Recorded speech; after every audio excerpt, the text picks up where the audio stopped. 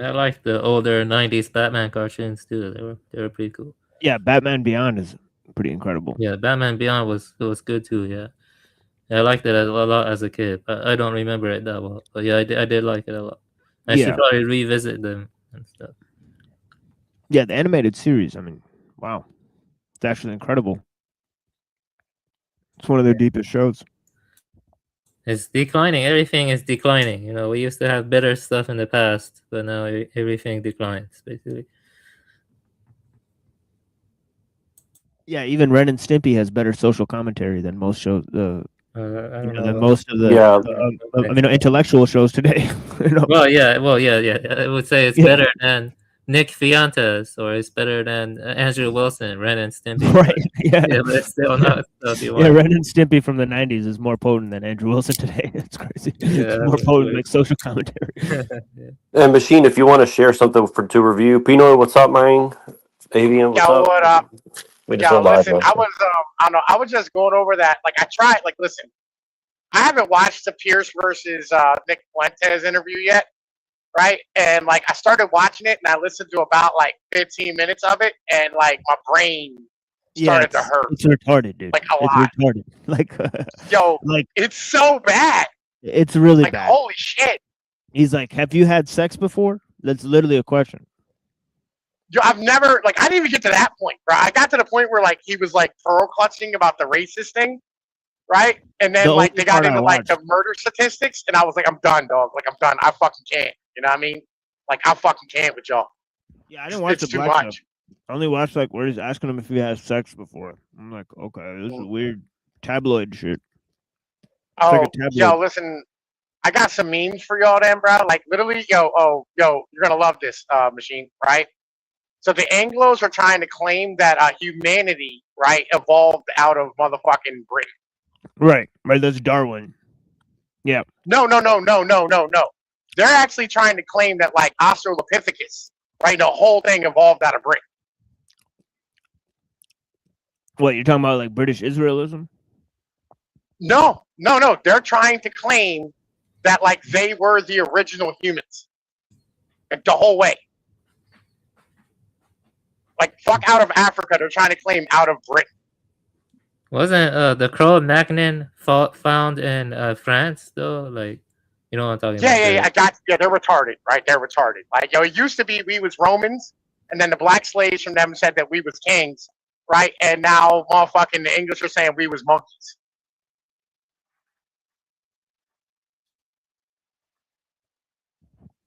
Like, it's fucking bad, dog. Like, these motherfuckers are insane. Crazy as shit. I've seen this today, bro. I was just like, yo, what is this nonsense? Like who is claiming it? Just some dumb people online, or like their actual institutions or something? Like, I who's have no claiming it? idea. I have no clue. Okay. Right? Listen, like, I don't know. Somebody sent me a meme with like an out of Britain meme, right? Where like they have like, oh, like this was discovered here, this was discovered here, this was discovered here, right? Britain were the original humans. But Pino, you realize anyone from any country can say something stupid, right? Like that doesn't mean like the Yeah. Anglos believe that. Listen. The Anglos are the worst, bro. All right, they're the fucking worst. See, okay. Right? They appropriate everybody else's shit and then try to claim it for themselves. Well, I mean, it's like the Nazis, like carving swastikas in the fucking like Egypt. I mean, the like legacy is pretty bad because they did invent like empiricism, capitalism. They didn't. They did not. The Portuguese invented fucking capitalism. The Catholic monks invented empiricism.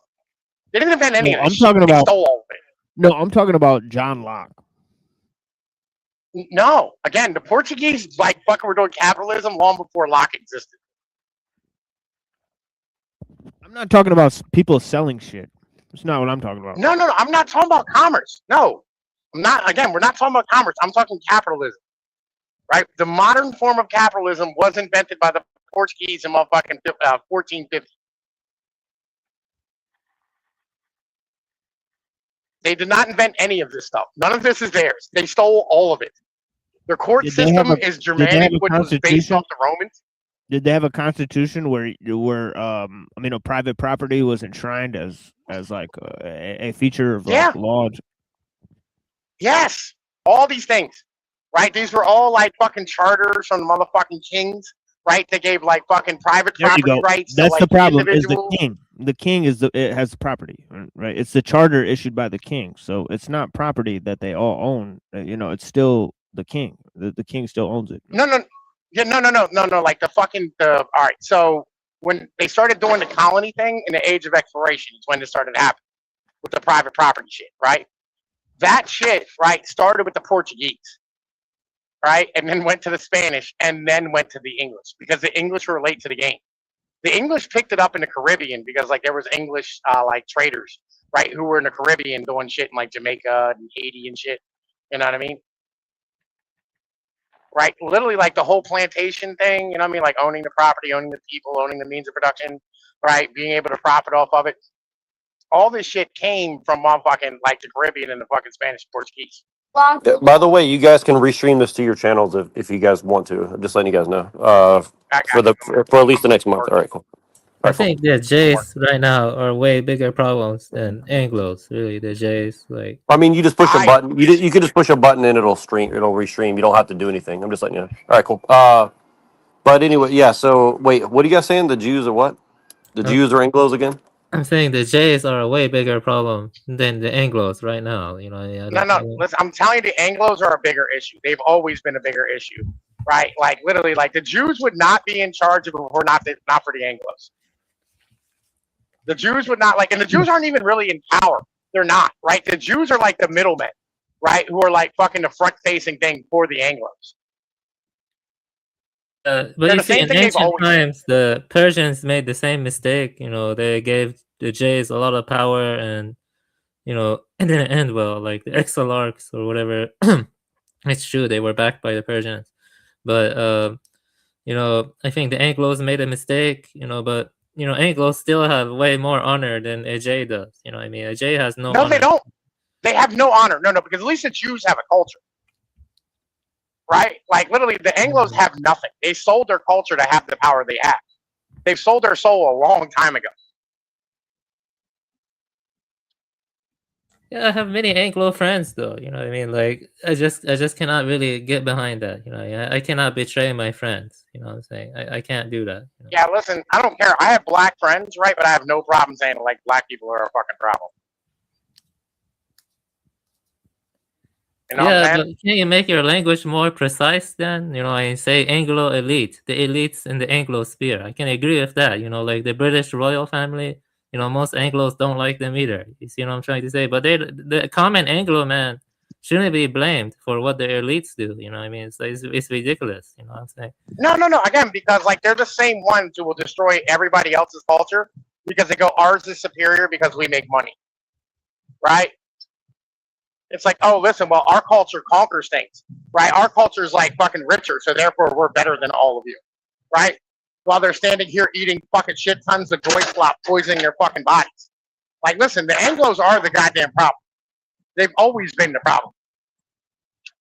But they don't give a fuck see, about the Anglo royals, the elites are also sacrificing their own people, while allowing a flood of immigrants to come into their countries. I don't see why you should blame the common Anglo who's suffering too. I mean, that doesn't make sense to me. I mean, you see what I'm trying to say? Because the Anglos defend their system. The common Anglos defend their fucking shit.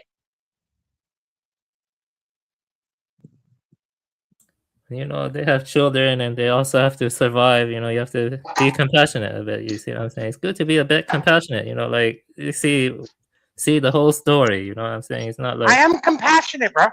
Like, listen, we don't have to put like the common Anglos on a pike like we do with their upper class. We'll just shoot them in the fucking face.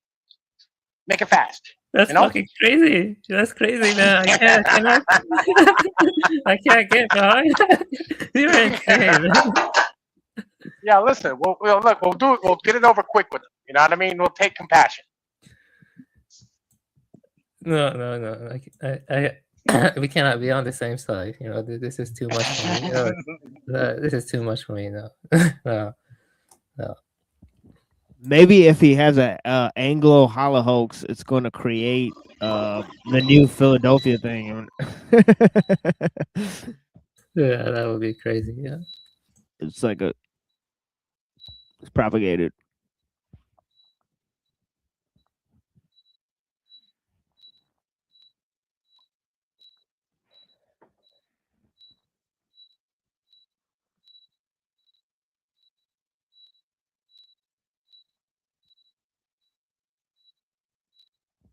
Yeah, but I mean, you already admitted last show that it's you know, that it's the Jays who put him in charge, right, or whatever.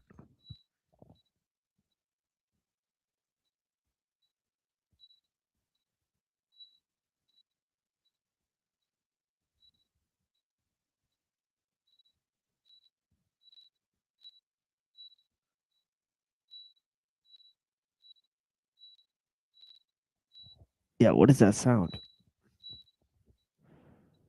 Yeah, I think your mic cut out.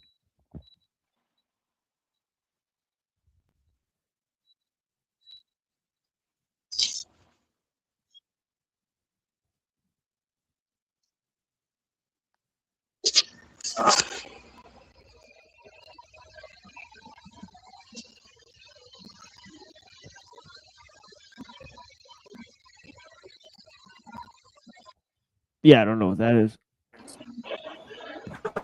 How's that? Who's that? Probably Tinoid or something? I don't know. Yeah, I think his mic Yeah, it cut must be out. Tinoid. Okay. There we go. Crazy. Better. All right. Yeah. Yo, listen, I'm gonna have to come right back. I gotta go. I gotta do work real quick. Alrighty then.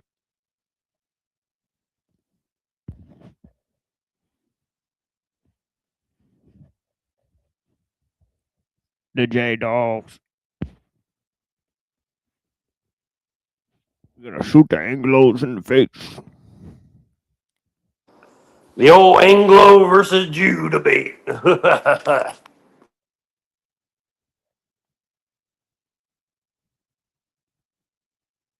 think that'll be the timeless debate that'll go on once white people and Jews are wiped off the face of the earth.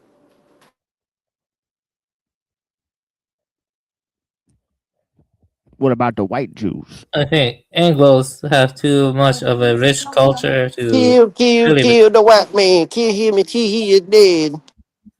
they have too much of a rich culture to become like that. I mean, There's I like something that. I like that. Pinoid's argument basically comes down to kill Whitey. That's pretty much his argument.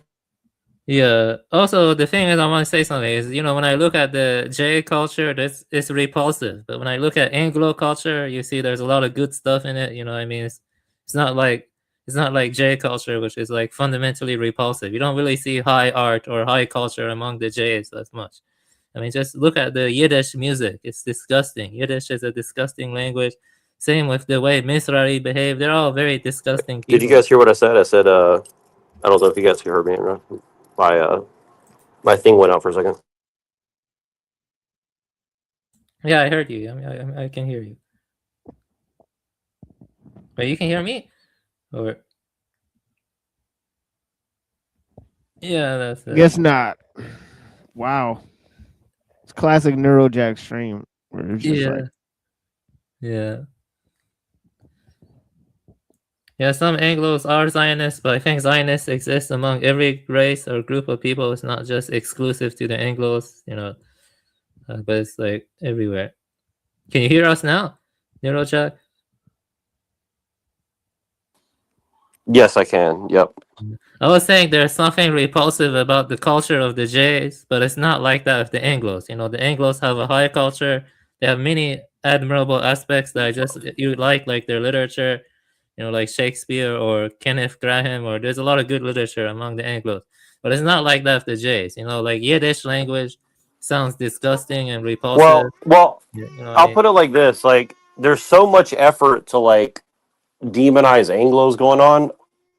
And you could say the same is true for the Jews, but it's kind of like, I don't know, it's just kind of a weird thing, whereas like there's so much propaganda coming out of like corporate circles that you can actually like trace back and see the money where it's coming from and stuff. You're like sitting here thinking like, man, like if the Anglos are in charge, there's sure is a lot of money pumping out anti-white propaganda for them to be in charge. So like that's where I get lost. I'm like, well, no, here's the two things is that either because he said they let the Jays rule them. That's one of the points he made. But he also said that the Jays are not in charge. The Anglos are in charge. And then he also said that those who are in power are very good at attaining that power. That's why they have it. Right. So putting all that together, I'd say that the Anglos have quite a bit of finesse in attaining all this power, even through the Jays or not through the Jays, right? Well, I guess here's what Pill Eater's saying a lot is that he says that like ultimately like there are Anglos in charge, but they're basically so Judaized that they see themselves as second class Jews, and therefore like almost all other whites are their enemy by default. And I think that's a pretty good way of putting it. Like why are like basically like they're saying all these things against the Jews because their actual target are other whites, right? But and they're doing that for another reason, which is that they need to bring all the brown people into the fold without them catching on to the fact that the Jews and the Anglos are still working together ultimately, right?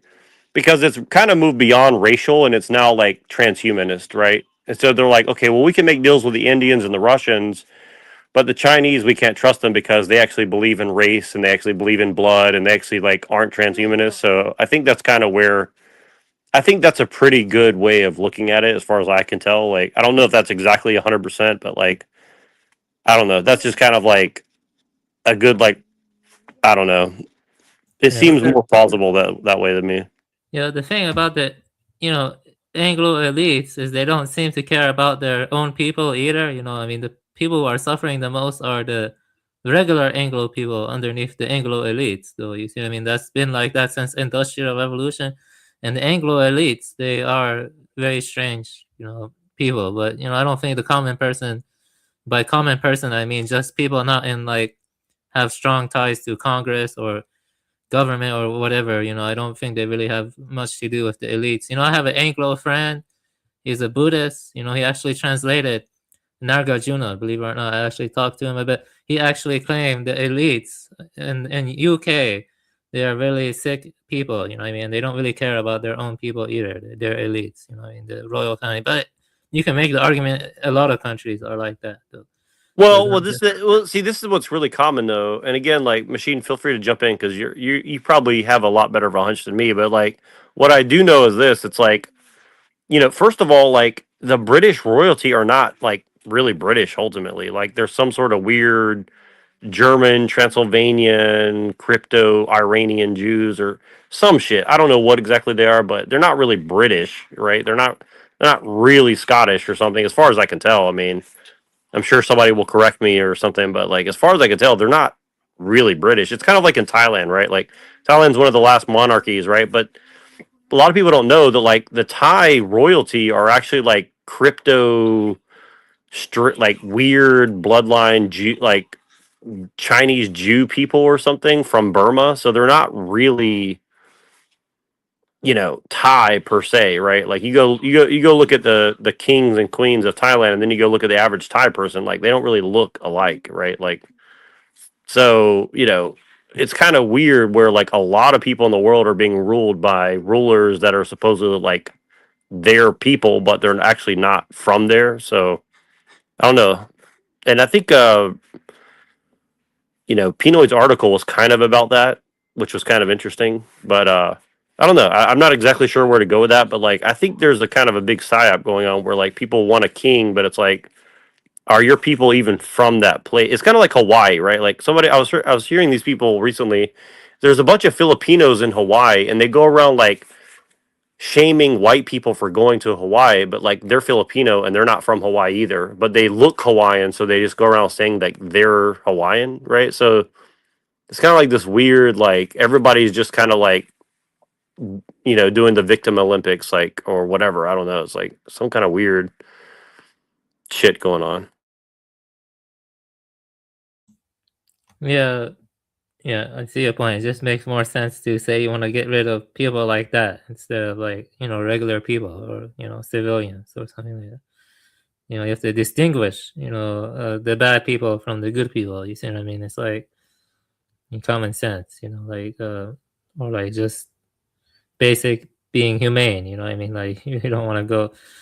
It's kind of like the way the Jays view the Palestinians. They don't really distinguish, supposed terrorists from common people. They just, they just want to kill all of them indiscriminately. You see what I mean?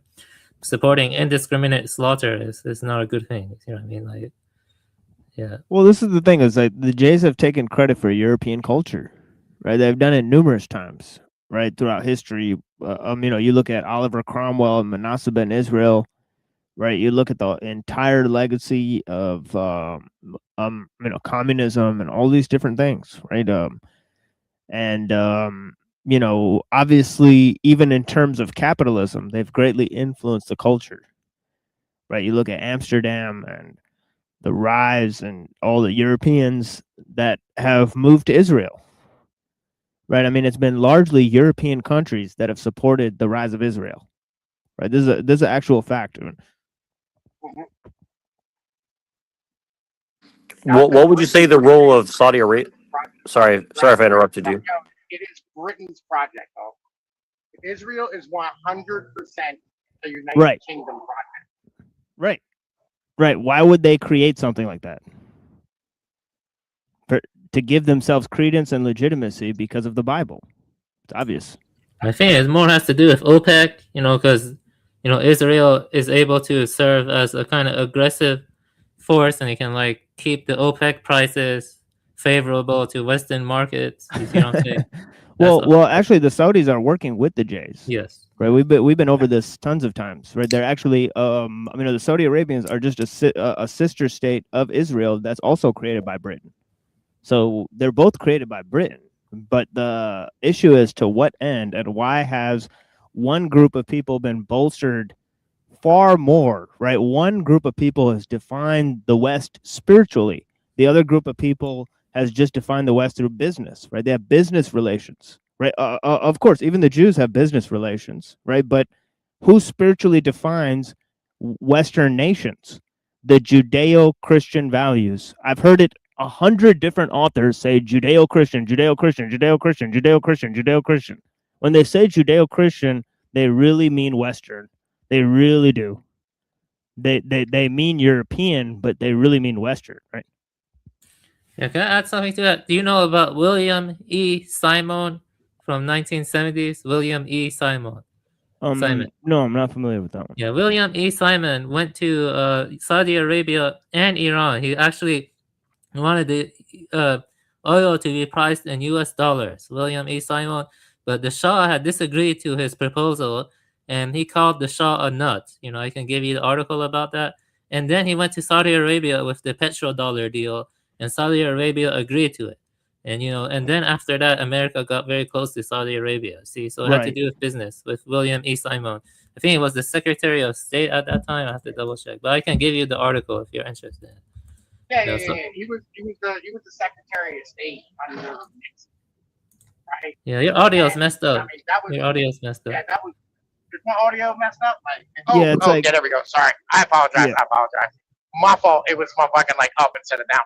Yeah, so he was under Nixon, right? Nixon worked out the petrodollar after the 7 days where the Yom Kippur War. Motherfucking caused our backing of Israel caused an OPEC embargo, right? That ended up causing us to have oil shortages, right? Gasoline shortages and shit. Yeah. So they went and created the petrodollar. Right, and who engineered that? Was it a guy named Henry Kissinger? It was a guy named Henry Kissinger and that William E. Simon guy. Right. So a Jew, one of the leaders of the B'nai B'rith, right, or whatever. I mean, man, listen, the fucking Jews have been infiltrated into the government, right? Ever since the U.S. wanted to beat U.S. and the Anglos the United States wanted to continue the Anglo war against the Russians, right? Just like the greatest game that Britain used to play back in the 1850s that ended up causing the rise of the Soviets, World War I, World War II, right? All these type of things, right? The United States continued on these same exact fucking practices where they surrounded Russia and wanted to beat them. So they grabbed Jewish people on their aliyahs going back to Israel, right? And they traded with the IDF for information on the Soviet Union. That's how we ended up with that secret memo and shit at one point. You know what I mean? That was given to, like, you know what I mean, everybody in the polar bear.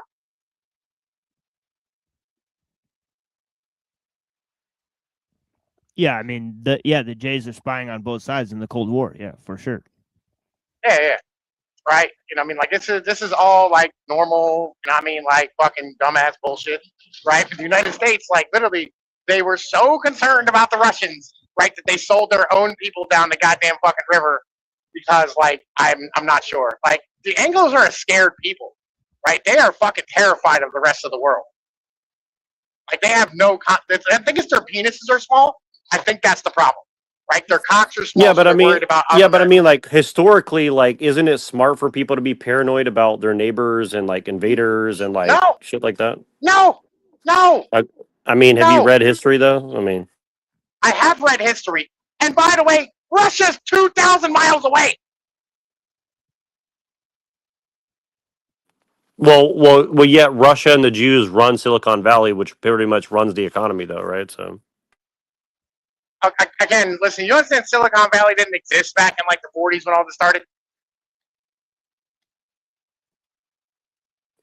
I mean, I've heard it credibly, argued that the Jews in Russia run Silicon Valley, though, right? So I don't care. Listen, I don't care. Oh my God, I don't care.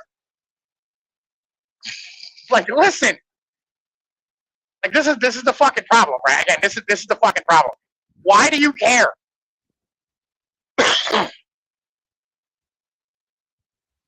Yeah, this to cheer Pinoid up.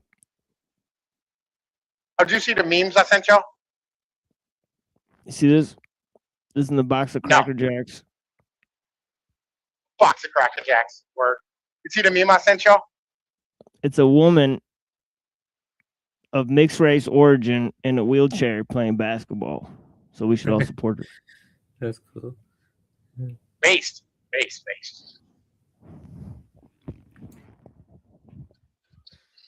Those two stars look. Let me see the meme. Hold on. Let me see the meme. Referring to something I've seen. Some of those two stars.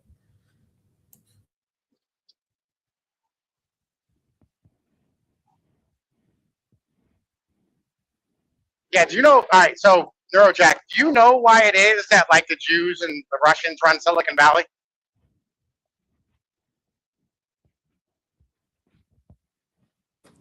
I'm gonna guess the Anglos. I'm gonna guess it's the Anglos' fault. Because you let them in. Swear to God.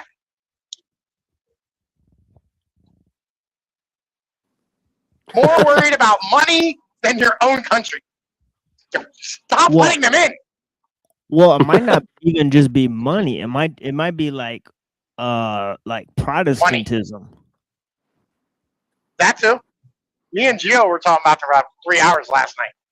Yeah, like Protestants went back to like supporting the Jays, like even in Europe, because they had to like change the laws for religious tolerance. There's another place that John Locke comes in because he wrote a letter on I think it was something about religious tolerance, right? I actually have to look it up now, but he actually wrote a letter. He said like everyone should be allowed, like all religions should be allowed, like except for atheists. Yeah. Right? I mean, like fucking William Penn went around like on a tour of tolerance in 1670, right? Again, before John Locke. Like John Locke he just literally plagiarized everything he did. None of his shit was original. Yeah, but you know what's also interesting? Like William Penn and like John Locke, they like really liked the Kabbalah. They thought it was like great. Yeah. They thought it was like great stuff. Yeah. You know, like a lot of those like Quaker guys, like they were all like colluding with people who like studied the Kabbalah like all day long. I mean, like the Quakers, like literally had no in-group reference whatsoever. Right, but they really liked, you know, like certain figures. Like for example, right, like John Winthrop, right, like he like read like John Dee and stuff. and then like Walter Raleigh and like all these guys, like they all met like to study like the occult and all this stuff. Yeah. Right? Like, again, so like all of these guys, right, were literally, that's why they got kicked out of fucking Britain. Right? Like everybody thinks the Quakers came from England. That's nonsensical gibberish. They were in goddamn like Denmark. Right? Because they had already been kicked out of England. And then like William Penn didn't go to England looking for people.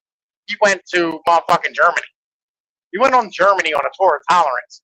That's why Pennsylvania is full of Germans. Right?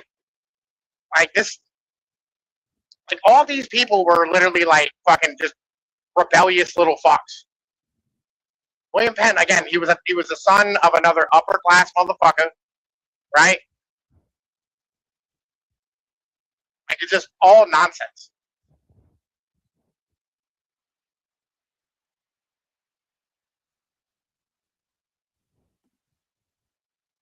Just spoiled brats. Yeah, like Martin Luther had a like dude who supported him who wrote a book called De Arta Kabbalistica. This is Johann Reuchlin. You know, it was like a major figure in the Protestant Reformation. So like a lot of the Protestants, right, they were like, well, you know, the church doesn't represent Israel. So they started to understand new things. Like they were like, well, you can't look at the Bible in Latin. You have to read it in Hebrew. Like that's the stuff they started saying. Yeah, like Martin Luther also had like a fucking scat fetish, right? I mean, like half of his writings are about his feces.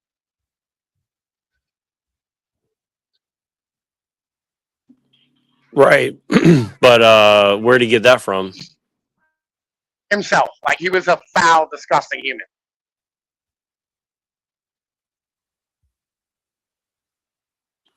Right, and like a lot of Anglos killed killed each other because the rulers were fighting over Catholics and Protestantism, right? So it's not like we just have like an organic choice to like choose one or the other. It's kind of like we have to survive and shit, you know what I mean? Well, I mean, it's more along the lines of like, so the Catholics are conservatives, right? Like they're like, yeah, listen, the Catholics literally brought like, you know what I mean, law and, you know what I mean, basic hygiene and like fucking structures of family that lasted for 1,000 years in peace, right after the Romans fell, right? And then one guy got upset about like, you know what I mean, him like, I don't know, like his autistic need to like fucking care about things being absolutely consistent all the fucking time, and threw everything the fuck away, right? And decided to like write about his fucking poop, right? These are the fucking guys who like, you know what I mean, literally like motherfuckers think are the right way to think, right? Because again, the Protestant kings, they just wanted the ability to do usury, fuck whatever bitch they want, get divorced whenever they want to. They wanted more freedom to be able to live how they wanted to live. And they didn't want to be tied to like a fucking church that said, no, here's the fucking rules, you stand by these. That's why they didn't like Catholics. It's not about, oh, the Pope's controlling it. No. The Pope was holding the fucking kings in line because it controlled the people, right? And their fucking morality.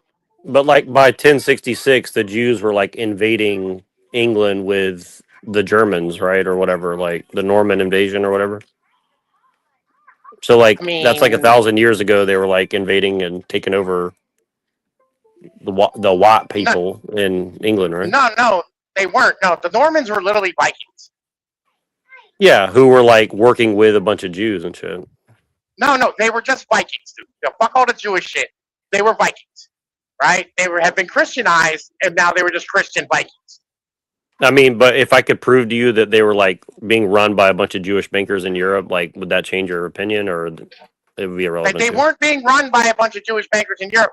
They literally had money from everybody, right? How do you fund a fucking bunch of ships to go invade England? There was 12,000 people that came over, right? So they had to buy a bunch of ships. Does anybody have that much cash laying the fuck around? No. So what do? You borrow money. Who do you borrow money from? The Jews. The Jews lent money to everybody. Right, and how do they get that money? By predating on people who were not Jewish, right? Again, they fucking did the same thing they always do. They were into gold, diamonds, motherfucking like regular trades in and out of fucking Arabia, right, in the fucking Far East and the Near East. The Right, Levant. like how they used the Mongolians to like go and rape and pillage Europe for like a couple hundred years, right? They didn't use again like fucking. It was literally like fucking stupid fucking like Muslims at that point who knocked over a fucking pillar that was holding back the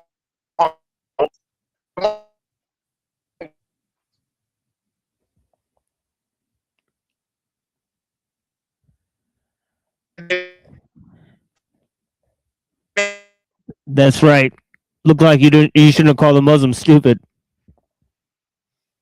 That was a Audio dumb went move. out. Are you gonna admit that was a dumb? You gotta admit that was a dumb move. You know what I'm saying? Like, yo, you broke up for like 2 knocking minutes. off. Who was it? Yeah, you broke up for like 2 minutes. You gotta say I'm that sorry. again. Yeah, I apologize. Yeah, you gotta admit that was a dumb move. I think it was the Khazars. I forget who the fuck it was. It was like one of them like fucking like Georgia, that general vicinity right there that separates the steppes from fucking the Middle East. Right? They knocked off one of those countries, the Arabs did, right? And then that just opened the fucking door for the Mongols to just ramsack through. Because they had been holding the Mongols back forever. Right? And the Mongols just came in and ramsacked everybody. Yeah, but the Mongolians were being run by the Venetians who were like stealing, like raping and pillaging all the silver and gold out of Europe. Oh my God. you go. Can you give me the source for that? Noodle Jack. Give me the source that the If you just Google like Venetians, banking, and Mongols, like there's a bunch of stuff that's come out in the last like 3-4 years about it. So If it's like that's true, it's then kind the of Italians it's are the well most known. responsible for the biggest genocide. The Italians are the enemy of Iran. Because Right. Okay. All right. So if that's here's the fucking question. true, the Mongols.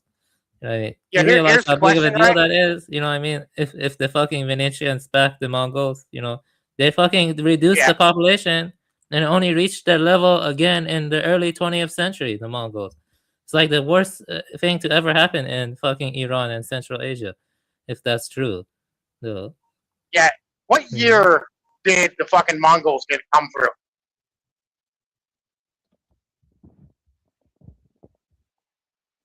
It's like the 13th century, somewhere around there. You had like Genghis Khan, and then you had Tamerlane and stuff. Right.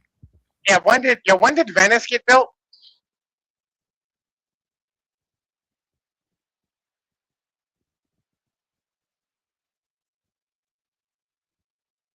$421 AD, 421.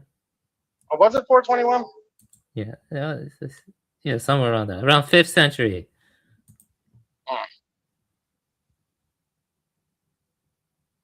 Yeah, no, I don't think it was the Venetians that were running the Mongols. That doesn't make any fucking sense, but. Well, I mean, it's a big claim going on in historical circles right now. I mean, I don't know if it's like fake revisionism or real, but this is like becoming a mainstream. Yeah, I've heard this. I've heard this shit, right? Fucking from like Anglos who say that it was Italian bankers working with like the Dutch that fucking put in William of Orange and they were the ones who like let the Jews back in, and they were the ones who fucking like are responsible for it. Yeah, listen, again, these are all just Anglos coping and conceiving because their fucking kings made dumb decisions on a regular basis.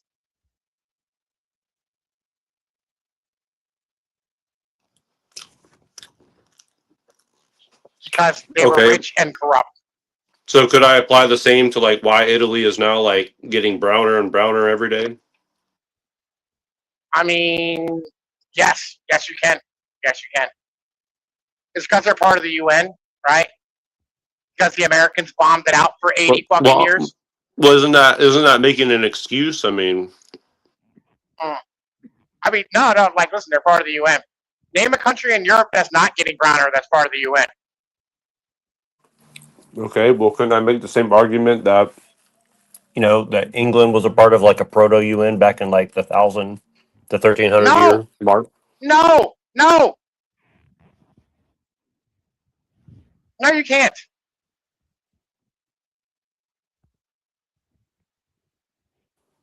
Why not? Because they weren't.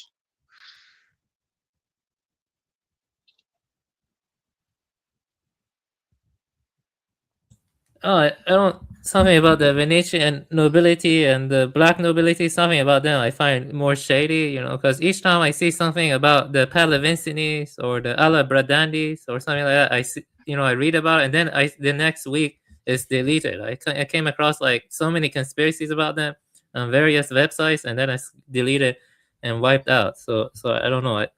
You know, I've also heard conspiracies that the Safavids were backed by the Venetians. You know, I think they probably even mixed with the royalty or something, which I always found kind of fishy and strange. I mean, so there is something the to black nobility and Venetians. I think so. So I I mean, think like I know the Venetians were like Venice was a trade hub, right, for a lot of fucking years, right? Probably from like 800 until like 1500, 1400, something like that, right? Yeah, 1600. No. Fucking, it was after the fall of the Byzantines, right? And they gained the fucking they gained their big trade areas, right, and their empire after like the 13th, 14th century, something like that.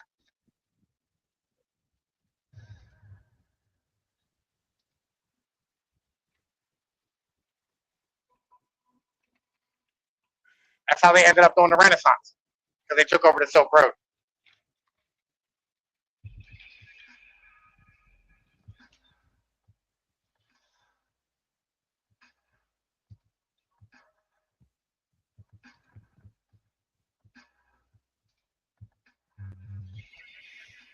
Man, you left them speechless. The Anglos.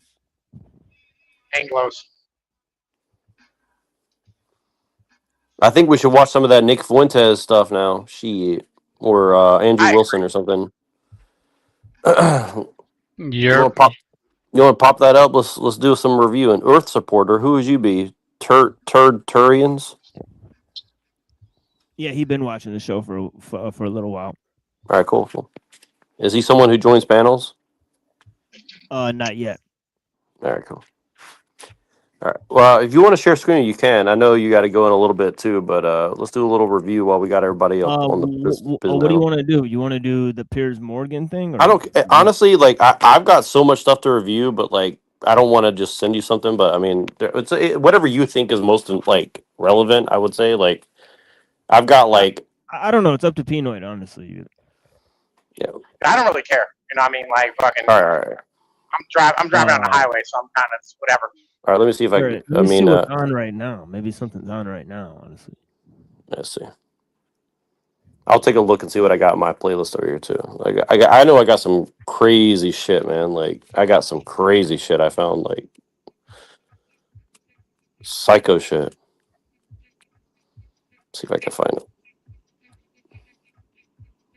Yeah, throw your shit up then.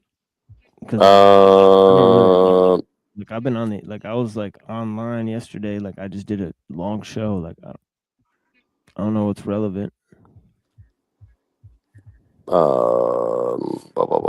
Let's see.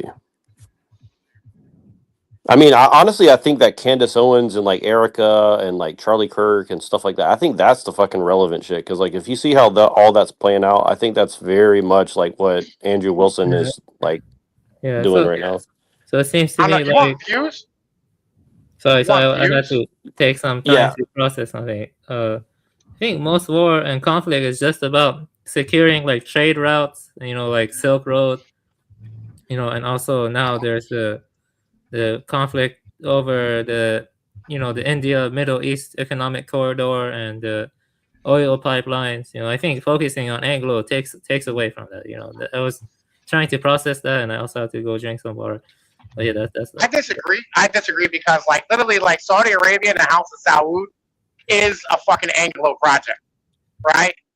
Like India and Pakistan is an Anglo project, right? Like that whole God damn it, fucking Khyber, the Khyber Pass, right? Anglo project, right? Like all of these things are pet projects of the fucking Anglos. They got started like fucking 100 years ago. You know what I mean? Like, it's all tied in at the end of the day. And the difference between my shit and most everybody else's, I have evidence, right? Like, everybody knows, like, literally, like, how did the House of Saud get to be in charge of Saudi Arabia? Oh, they were there when Britain showed up and turned it into a fucking country and drew lines on a map, right? How was Israel put in? Oh, yeah. Motherfucking, like, yo, never changed. Yeah, I got more information on that, too. What up? Like they murdered the population that was there. Who did? The House of Saud. Yeah, they were fucking raiders. Yeah, they're not They people were who bedded with the raiders. Yeah, they're not people who live there. No, they killed the Bedouins.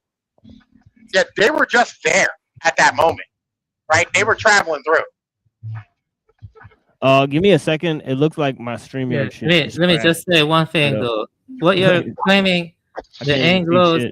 Sorry for interrupting, but what you're claiming about the Anglos is they just succeeded at the game that everyone else was playing. Because there's this one quote I want to read from you from the British Empire. Nations have no permanent friends and no permanent enemies, only permanent interests. See, that applies to everyone. So yeah. There you go. Interests come and go, right? As like resources get used up, your interest wanes.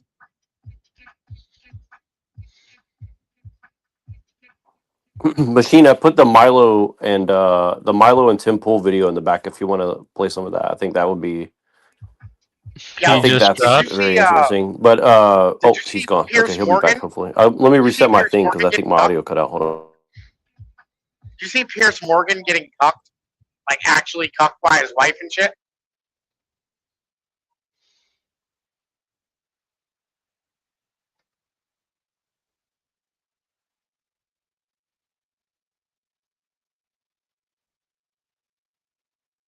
What? Well, Pino, what do you think is going to get views? What was that you were saying? What will get views? Oh, Piers Morgan's getting cucked by his wife. Oh yeah. I have a screenshot. I actually have a screenshot of that. Let me see if I can upload it. It might not come through all the way, but I have a screenshot of that. Hold on.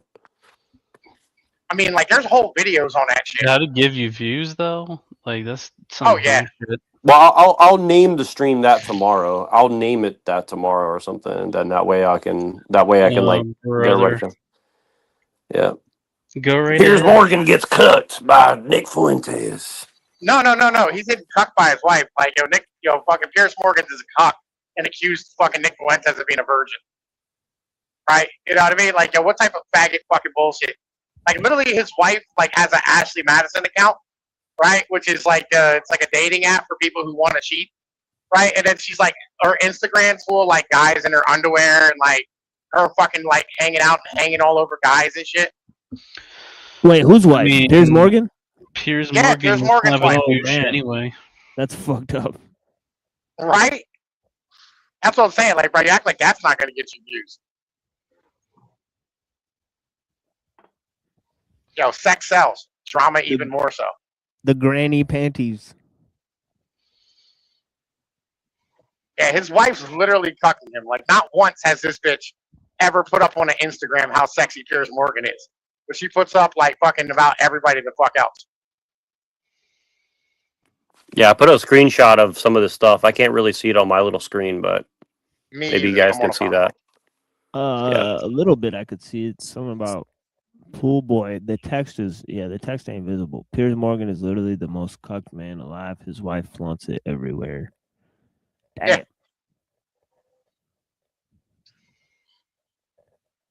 So wait, that in the bottom middle is like a dude or a girl? What the fuck is that?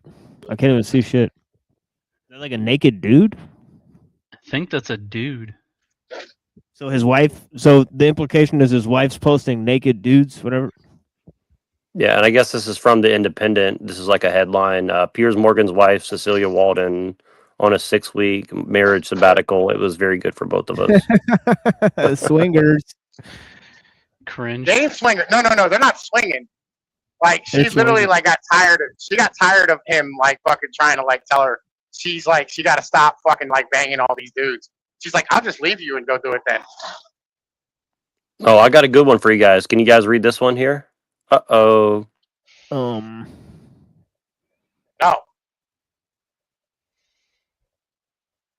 Read it. Introducing the Arizonan Israel Public Affairs Committee. Erica Kirk, Yair Netanyahu, and Tyler Bowyer. Yeah. I was in the car here and I turned on the NPR news or whatever, right? And they were all talking about Tucker Carlson and Nick Fuentes on NPR news. Oh, that's gay. And I was like, okay, so Yeah, I got this other headline. So this says the intersectionality of Nick Fuentes. yeah, look, it says the Dumb Groypers worldwide is Frankenstein made out of the race essentialism of the progressive left. What a headline, right? Hold up. Yeah, like, Hey. like this is the thing is that they are basically like using leftist talking points. That's like some Frankist undertones in there. It seems like. Like didn't Nick Fuentes go on and call like say Trump as like a fascist and stuff? No. I don't know. I'm pretty sure. No, he just doesn't like Trump, just as a whole, because Trump's not doing what he says he's supposed to do, or he said he was going to do. Right, but he also said he's trying to grab power, which is what he said was going to be a good thing earlier. So I was like, wait, he did a 180 on that. Yeah, but he's grabbing power and giving it to, like, Israel, military industrial complex, like fucking corporations. Yeah, we all knew he was going to do that. Everybody knew that he was going to do that, except for Nick Fuentes. Well, Nick's trying. Well, I'll tell you what. Like, his poll numbers are tanking, and part of the reason is Nick, right? And I've told you guys this before. Like, Nick is the sole reason for the hard right move of politics in the U.S. in the past, like, fucking 10, 15 years, right? Like, motherfuckers don't really understand, like, how important Nick is. That's sad, trombone. But they're now they're like doing a thing where they're like going to be supporting leftists. Like I think like Nick Fuentes and Marjorie Taylor Greene and all these people, like even Wilson, they're being used to critique the right wing. They're not actually, and they're being used to actually present more moderate positions. Like Christian nationalism is more moderate than white nationalism, for example. Is this like the gay triangle here? What's going on? It's like the Hermeticist triangle in the background there. What about that other guy who used to be close to Trump? I forgot his name. Steve Bannon. Yeah, you know about him? That guy's totally a simp for Israel. Yeah. He's totally hanging out with Epstein before he died, wasn't he? Yeah, it's like. Yeah. It's like, what the fuck is that about? Yeah. He kind of went out of the limelight. He went out of the limelight. Yeah, him and Roger Stone openly promote Zionism.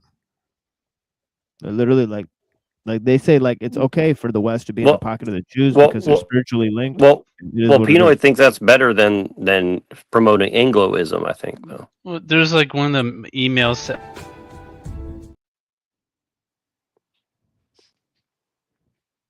Yeah, I'm gonna be honest with you. I've digged a lot into like different cultures, and I cannot really find a single thing to like about the Jays or the Jews, like really. Like, but with the Anglos, I find a lot of things. Yeah, what about the Beastie Boys? Pretty cool. Like Bannon was saying, like he does ops that he does ops all day in like an email to Epstein or some shit. Yeah, Vanilla Ice was pretty cool. There's a couple of them there. A couple like jazz musicians and stuff. Hey, Jim Carrey's impression of Vanilla Ice is pretty good too.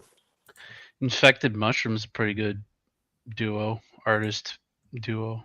Rodney Dangerfield was pretty based. What about what's his name? Murray. What's his name? The actor. Murray. Bill Murray. There you go. Oh yeah, Bill Murray's the shit, dude. Don't even get me started on Groundhog's Day. It's one of the most important movies ever made. That's got to be in my top 10. Groundhog's Day is definitely in my top 10. That was a good movie. Yeah, I saw it. Yeah. Oh, like your top 10 list, you say? Yeah, that's 1,000,000% a Dallas movie. Yeah, it was a very good movie. One of the few popular good movies I like. Yo, Jeff Goldblum. Jeff Goldblum's pretty based. Yo, deep. Like my top 10. Deep covers in that motherfucker. Lawrence Fishburne and fucking Jeff Goldblum. bruh, shit was fire. Wait, Vanilla Ice was not Jewish. Did you guys say Vanilla Ice was Jewish? I don't I think did say Vanilla Ice, man. Pinoid Fucking Henry Winkler, said it. or like Henry Van Winkler. Did you guys know that Nick Fuentes' mentor is Jewish? Oh yeah. Listen, most Wouldn't be Italians fucking surprised. mentors are Jews. Yeah, most Italians So mentors are Jews. Yeah, so his mentor is Jewish, and Yeah. most of who he supports and his supporters, like the big names, most of them are Jewish. So Nick Fuentes is just a Well, see that's okay for Pinoy because like as long as you're a winner, as long as you're quote unquote successful, then that's all that matters. Nah, integrity matters. I mean, integrity does matter, right? You know what I mean? But again, Nick Fuentes is an Italian, so I just support him as a whole. Right? Like, I'm on team us. He's not on our team. He's not on our No, team, he's an Italian. He's an Italian. He's on my team. So, like, I don't care. No, he's You full of can shit, you man. can have him.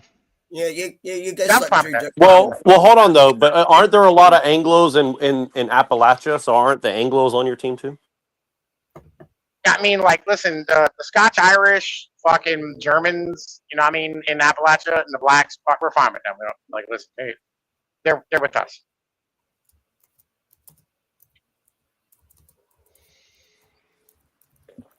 You say tomato, I say I'm trying to tomato. find my way back into, like, this fucking warehouse complex.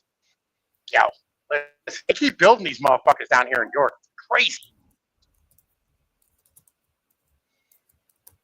And where? Yeah, Nick Fuentes, our team, right? Yeah, listen, yo, my mentor was fucking Jewish. Like, bro, like, listen, Ruh-roh. you'll understand, like, if you're in, like, cities, right, like, fucking, you're going to be around Jews and, you know what I mean, like, fucking Italians and Puerto Ricans and fucking, you know what I mean, this shit, like, you're not going to be surrounded by Anglos because most of them left. Like, the guys who are going to teach you business, you're not going to learn business from a white person, right, from, like, a fucking Anglo. They're not going to teach you shit because they don't like you and they see you as a threat. The Jews want to utilize you because, like, they see you as, like, useful. Yeah, this is the problem. To make them rich. That's why they want to actually get some blackmail control over people, and then they offer you the carrot or the stick. Once they've got some control over you, they can go, okay, if you do what we say, we'll pay you. And if you're like, nah, I'm all good, they go, well, if you don't do what we say, then we'll expose you. So do you want the money or do you want to get screwed over? Have you ever seen those movies where, like, some, like, guy finds, like, some like some crazy athlete, right, somewhere, and they, like, take him and they turn him into somebody, right? They fucking make him into, like, a great athlete, right? And they try to get him into the pros and all that type of stuff, right? That's a Jewish fucking story. Yeah. Like, they have, like, Right. rules in Judaism about this, right? Like, they're like, but do they show when they like when they want their money back and the guy can't walk and his wife is like high on heroin and like getting pimped out by the producer, and do they show that part? Well, also, let me say this: Ashkenazi are not Jews; they're Turks. Ashkenazis are Turks. You know, like they barely have any. I mean, that's still where the word Nazi comes from. It came from a derogatory term for the Ashkenazi, and they finally turned it around and said that's what National Socialists were. See, the word Nazi already had, like, you know, negative connotations from the Ashkenazi themselves. But, you know, they just wait like 100 years or so, and then they just call someone else a Nazi. Now you're like, oh, those are the Nazis. Oh, okay. Yeah, we're supposed to hate them. Yeah, Ashkenazi, most of them feel like cursed people to me. I have never really seen much positive from them at all. Really, like there's something wrong with those people. Like and the Khazarians. Yeah, they're like Khazarians or whatever. You know, they're the biggest problem right now. You know, not the Anglo. The problem is they brainwash all the other Jews as well. Yes, exactly. You know exactly what's going on, DK. You're one of the few people that know that. You know what's going on. Yeah, I'll be right back. I'm at my stop. I'll be back in a minute. All right. Okay. But yeah, I mean, that's it. That's why, like, saying it's the Jews is actually closer to the truth than most people want to admit, because the Jews have been brainwashed by the Ashkenazi and the Khazarian mafia and shit. since birth. You want me to tell you something funny? The first National Socialist I met was an Iranian Jew. He told me that the Ashkenazi are the roots of all the problems. They're the ones that are conditioning the Mizrahi and the Sephardic to be the way they are. He actually told me that Hitler was 100% right about the Ashkenazis. You know, there are. Oh, yeah. Yeah, he And told me. all he did, even Netanyahu's admitted this. All Hitler actually did was try and expel the Jews. He didn't actually try and execute them all, as people have been led to Transfer believe. agreement.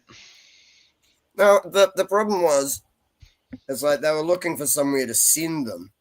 And England was in control of Palestine at the time during the war, like during World War One.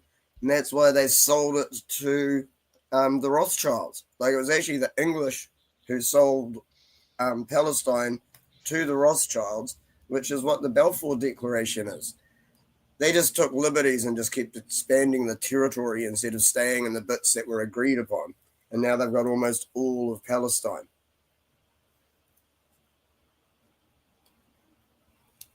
I know, crazy, eh? Yeah, it's definitely the Savage and Ashkenazi, Frankism behind that.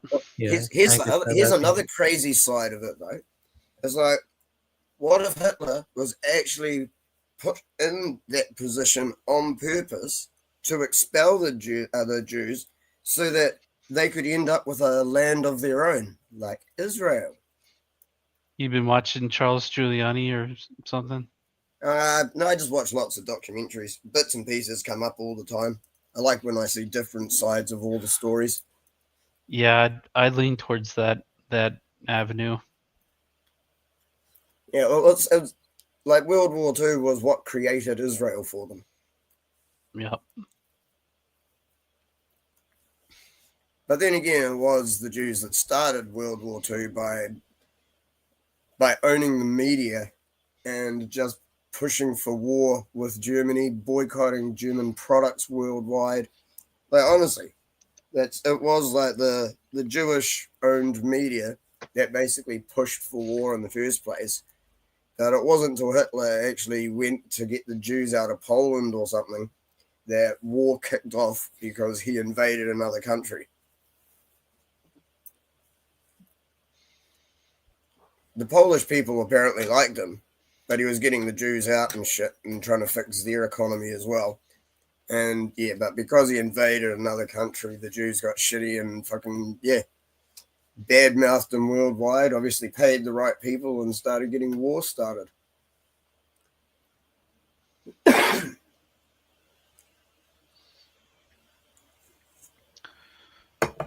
Yeah, when you could do that music stream, TML?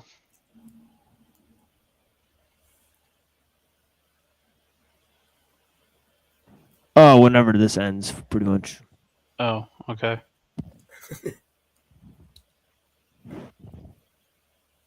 Staring at a clown, basically. Oh, whoops! This has been up. Yeah, I'm supposed to play this like probably 20 minutes ago. Sorry. Leave, where you and I may have a slight agreement here about all this. So, what was your view of the Fuentes? Yeah, I started reading this book. It's called Kabbalah and the Founding of America. Rubro. Yeah, I remember that book. Yeah, I actually wanted to read that. Believe it or not, I came across it on Amazon. Yeah. I See just if I can downloaded it. download. Yeah, Off of the Anna's archive or whatever. So I just downloaded it. Yes, sir. Yeah, so it relates to a lot of the stuff I was reading about the Puritan and the Quakers yesterday. It's like all of it's in this book too, so it's crazy. Yeah, Puritans have some explaining to do, actually. Right, they're deeply occultic. Yeah, it's weird. Yeah, It's can I like, ask a holy quick question? That guy on the second, he seems familiar. Is he like that one philosopher guy who's like a liberal? The one? Yeah, between he's both? the guy who's always like sucking Andrew Wilson's dick for no reason. Apparently, he just like started making videos, getting hundreds of thousands of views. Like, Andrew Wilson is really smart, and I like him, and he makes me happy. So a clown. That guy's been Well- grifting for decades, I think, or years. He's been a big grifter. Yeah, well, as soon as he started doing Andrew Wilson videos, he blew up, I guess, and then now he's on Piers Morgan, so I guess something's going right for him. He's in the club of clowns. Useful idiots. Hey, that's juiceful idiots to you, okay? Don't be anti-citrus now. Damn. Interview. Piers, I don't think it's a slight agreement. I think it's a full agreement. First and foremost, I do want to start off by saying I thought the way that you conducted the interview was fantastic. I watched the entire thing, and you, I think, were the only interviewer so far to really hold Nick Fuentes accountable and not let him get away with a lot of his hateful views. I love. Yeah, who the fuck is this? A This has to be a J. lot of his hateful views. All he needs is a lisp, and he'll. Now that young dude on the right, Piers has him on quite a bit. He's like fully left-hard woke piece of shit. It's almost as if they put him on quite often just so he'll argue with whoever else the guests are. I think he's just like the drama content. He's on quite a bit. Loved how you played the clips side by side and made him defend it on the record. So I want to give props to you there. I thought it was really well done. And I watched the entire thing. And I was trying to decide, similar to you, does Nick Fuentes actually believe these things, or is he doing it for the money? Is it performative?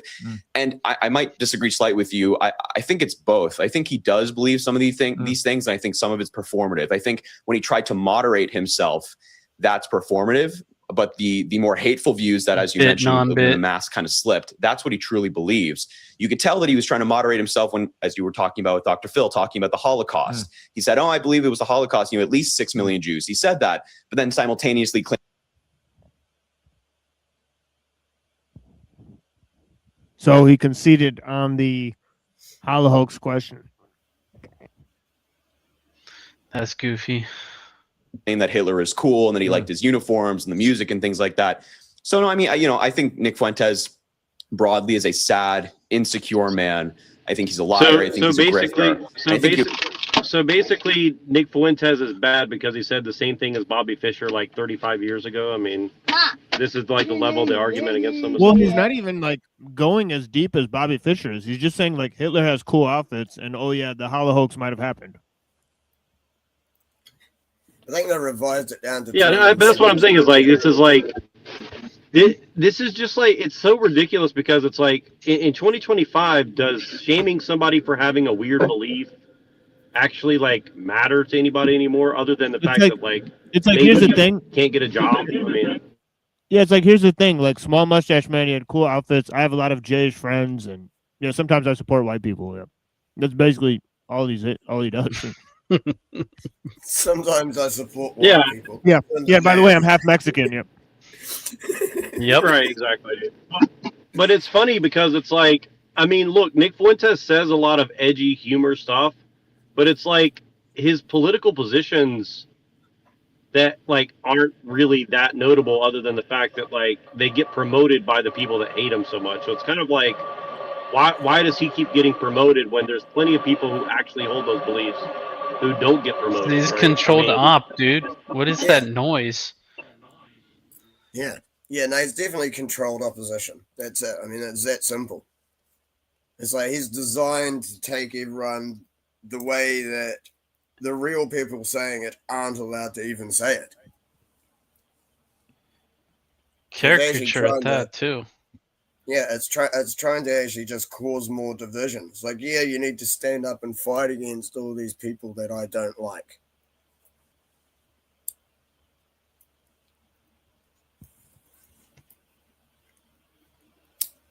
You exposed that in the interview. Andrew Wilson, what did you think? Well, I was just watching your previous segment, and I thought that the framing there was a little off. So I've always appreciated coming on the show and you letting me get my viewpoints out. But I do take some issue with your framing. you did bring up the guy's dad and you said his name. Yeah. And when you said it on the air that way, this is a person who has had people attempt to assassinate him. They have come to his house, shown up at his door, and tried to kill him. And that's on video happening. And so when you said the guy's name and then try to tie it into racism, I know that you know this, Piers, but the left broadly will do these harassment campaigns. These harassment campaigns are designed specifically to incite the violence of many of their mentally ill followers. Andrew, let me just say, that's what they do. Yeah, let me just say, if I. Yep, exactly.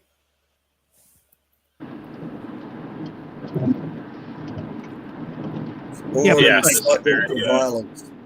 Yeah. Yeah, but it's like violence. Yeah, but it's like, you know, like I know full well like some of the things I say are gonna incite hatred and people are gonna like want to kill me for it. So like I'm not gonna go and cry about it. Same. I've I've already had death threats and a hit put on me.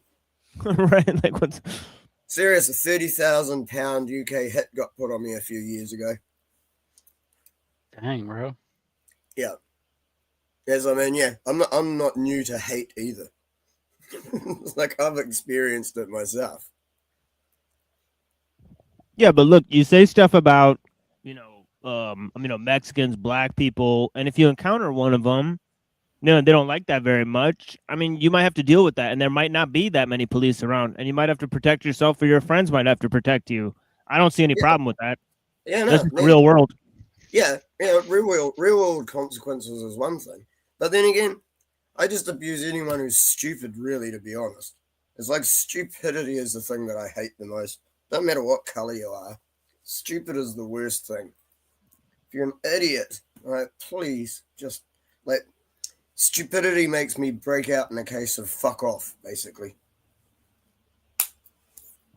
If I had my time again, I wouldn't have said his father's name, but I would have still told the anecdote because I thought it was really important to Nick Fuentes. The anecdote's not the relevant part. But the anecdote is relevant. Yeah. The anecdote is relevant when he immediately tried to attack me for ambushing him with a story that he told himself on his show. I mean, look, if I told a story like that... that's not what people are upset about. No, I understand. They weren't upset about the anecdote. They were upset that you specifically said the guy's name after Fuentes has had these assassination attempts on him.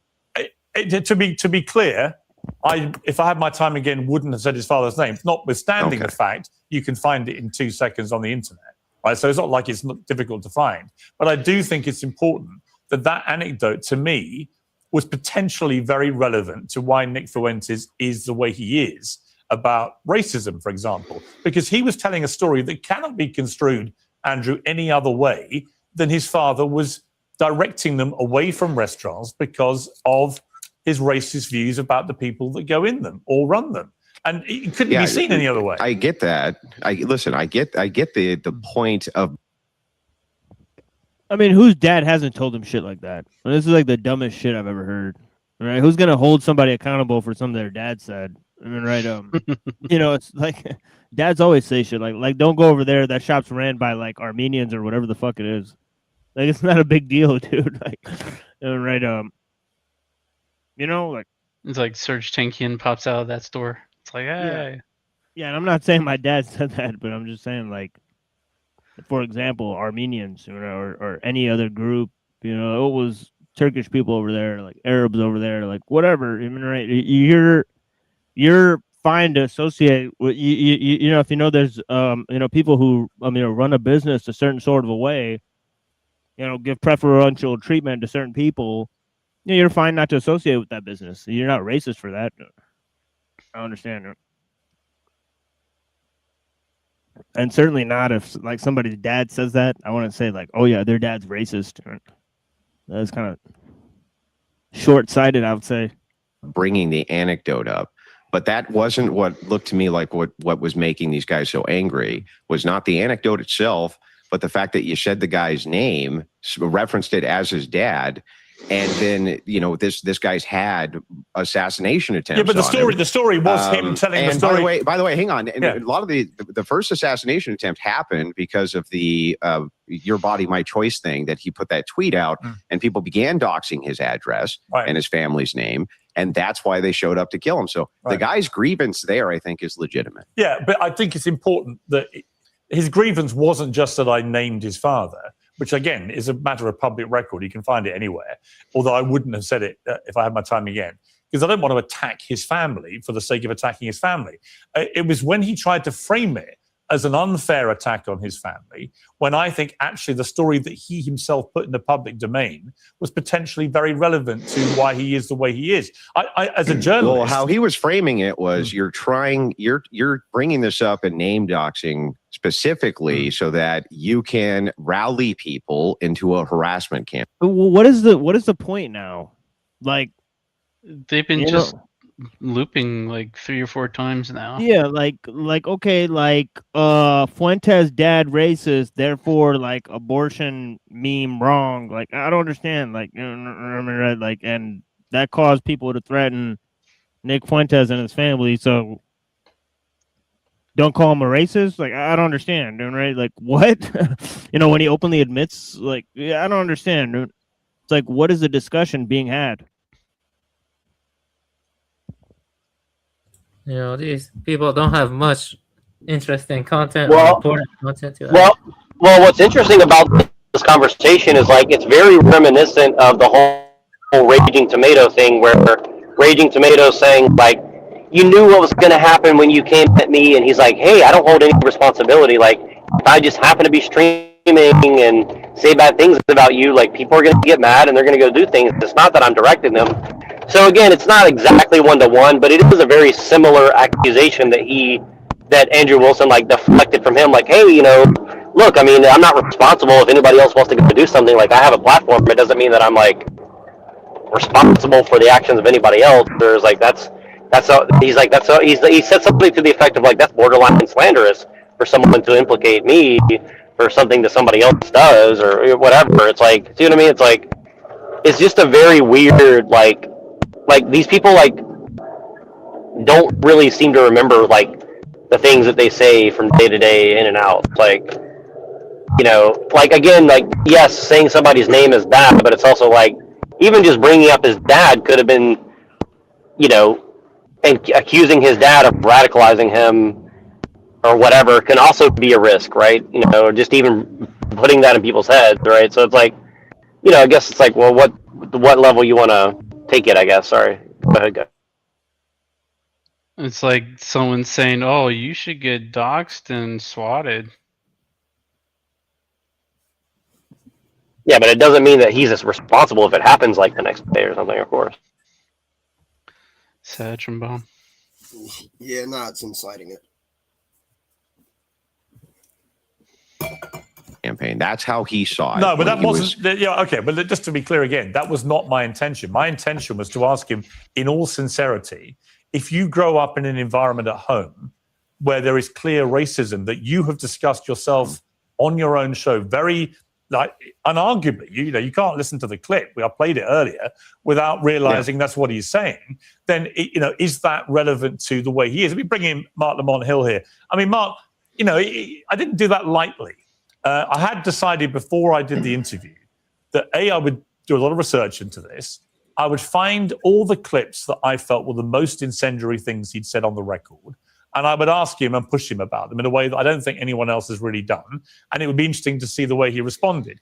And if you're going to talk to Nick Fuentes, who openly admits to being a racist, he did it again with me in the show, that anecdote to me was pertinent to why he may have shaped those views. What do you think? Was it unfair?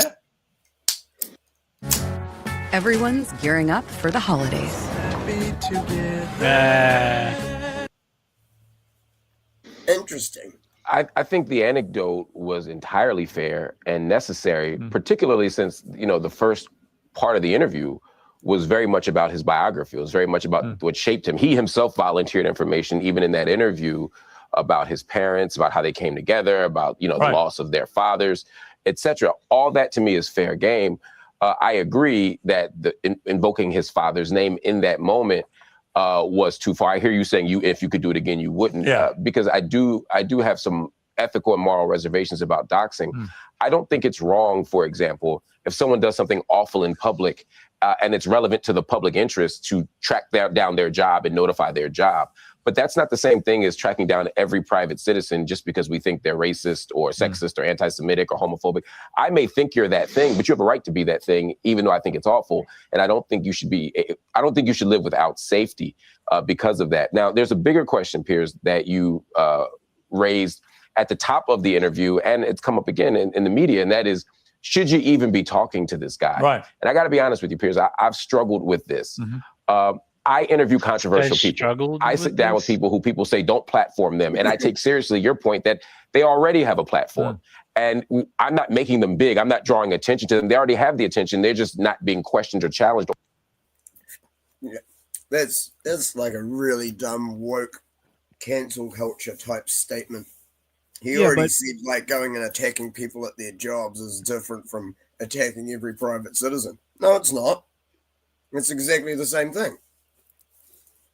Like, what bullshit? Going after their jobs is attacking that person. So he's already got himself like completely twisted around about that. And I go out of my way to talk to different people. I'm trying to get on some Jewish show on Rumble at the moment. Apparently the guy's away for a week. I think he said he comes back on the 16th or something. So I'm actually trying to get on a Jewish panel show as well. See, I don't have a problem with talking to different people.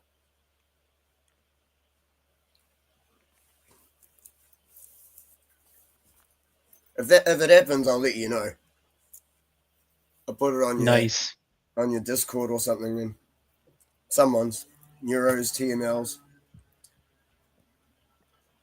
Right, but it's like, you know, all of these so-called cancel culture like shows or whatever, like they never like really mention the ADL, and then Fuentes is able to get on all these big shows. You know what I mean? So. Yeah, as I said, it's because his mentor is Jewish and a lot of his followers and supporters are Jewish. He's fully controlled off. Yeah. You know, I was having this idea recently. I wonder what you think about DK. Do you think it's possible, like Palantir and all of them, they want to like monopolize data inside Israel? Like Israel, like, you know, Temple Mount will host a lot of data servers. And those data servers will monopolize the data around the world. Like if you look at AWS and Azure. That's definitely a worry, especially once they implement digital ID, CBDC, and social credit scores. Because if one company run from Israel is controlling everything, that means you're probably just going to end up with like Noahide laws. I don't think they want to put us in pods. I think they want to do something like Internet of Bodies. You see what I mean? Like they want to, like, you know, interface us to the cloud, basically. You see what I'm saying? Oh yeah, definitely. But it's because they're actually going to be able to read your thoughts and everything. That's how they'll collect their data for their social credit scores. That's why they want to get devices either as close to your body as they can or in your body. There's some idiots out there that are already getting chips and shit because it's an easier way of paying. But most people already carry around their phone or have smartwatches. It's already attached to most people. Most people are already doing their job for them. They just don't even realize it. My phone almost never leaves the house. Might as well be a landline. Pretty much only use it when I need maps. Yeah, I have a question for TML. You know about the spotless red heifer that the Jews are obsessed about sacrificing. I mean, I heard that the Kafing Jews or something, the ones that are like patrilineal, they already sacrificed it. But I think the Jews in Israel are waiting to sacrifice it, and then they want to go to the Temple Mount, and I think there's a mosque there. They want to tear down that mosque and put a synagogue. Am I correct? You know, based on what I remember. You know what I'm talking about, right? Right. Yeah. Yeah, they bought two red heifers from somewhere in America. It might have been Texas or Arizona or something. They bought two totally red heifers. It needs to be like on a certain day of the year or something. But they can't have any other colored hair. Yeah. A single white hair means they're not pure. So they're Yeah. they're just waiting. I think they bought 2. I got a funny feeling I heard that they've already got rid of one because like a white hair was found or something. So they might be down to their last chance for now, or they might have lost both and be looking for more. I'm unsure on that part. They're literally trying to genetically engineer a red heifer when I read about genetic engineering. Yeah, but what they need is to do sacrifices in the temple with the high priest. I mean, this is because a certain sect of the Jews believe that that Jerusalem is the center of the world, and when they do sacrifices in the temple in Jerusalem, then it will cause certain power. For the Jews to be restored. Yeah, Right. and for the Messiah to turn up as well or something. It's one of the signs or something that needs to happen before the Messiah turns up. Right. So this is the thing. They think that Judaism isn't really fulfilled until they A, move back to Jerusalem, and B, do sacrifices in the temple with the high priest. Right. So Yeah, they have to actually sacrifice 6 million. The word Holocaust is fiery sacrifice. I think they want to do 6 billion. They have to sacrifice 6 million before their Messiah returns.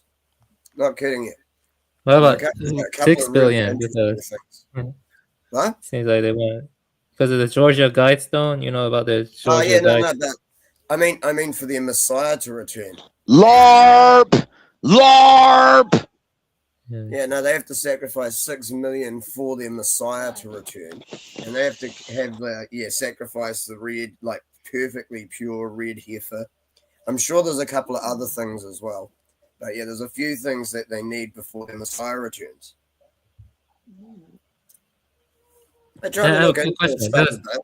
Does Andrew Wilson talk about any of this stuff or even mention it? I'm just curious. No. Yeah, so then he's bullshit, like he doesn't talk about the dangers of technological complexity growing with, the biodigital convergence or with the, biodigital identification. He doesn't talk about the fucking Jays and the, well, he said it's Christians who created technological advancement. So the Muslims, they basically need the Christians for their survival. Yeah, that's very cuckish. He's basically telling us to be cucks, basically, and like that's the same with the Jewish though. The Jews need us for their survival. At least so far. That's right. Be good little goyams. Damn right. They're just parasites. They're like when I think about it, they they're like archons manifested in some sense. You know what I mean? The way they behave and the way they look and stuff. With their ugly looking nose, they're I got that meme that you sent me. Yeah. On that platform, I concede that point. I agree with you fully. The problem with this guy, the problem with Nick Fuentes in particular, though, to me, is he's such a chameleon and he moves in such a way that I'm not sure holding him accountable matters to his base. And he does just enough to look moderate and normal and reasonable that I think he'll do more damage by sneaking some people from the middle and dragging them to his side because they think he's reasonable and only later find out that he's a sexist, misogynist, Hitler-loving Nazi, right? Or whatever he is, right? That's where the danger comes for me.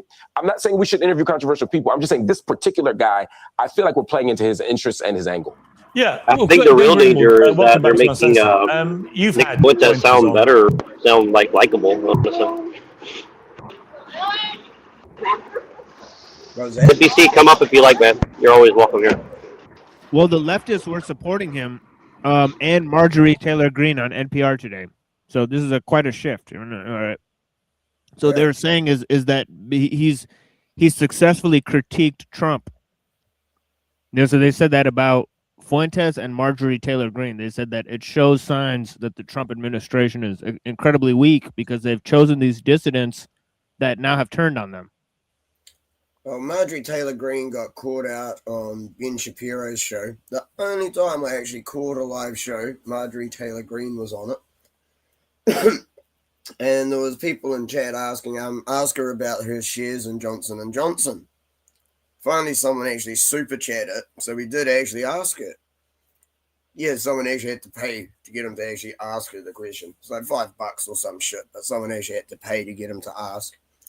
And so he asked her, it's like, okay, in chat, like, people want to know about the shares that you had in Johnson & Johnson. This was when she was anti-vaccine and everything, by the way. Because this was a couple of years back at least. She's fully anti-vaccine and had shares in Johnson & Johnson. Some reporters found it out. She's like, I've got a shares manager or whatever, like, you know. Yeah, that's something I like had this graphic on my show yesterday. You know, that showed this shit. Here, hold on, let me see this. But yeah, so her excuse was like, yeah, I've just got a stockbroker. That's the name I was looking for. She's like, I've got a stockbroker. It's like, I don't even know what I've got stocks in. And when the reporters turned up at my house asking me, I didn't even know. I had to get a hold of him and find out if I did actually have shares in Johnson & Johnson.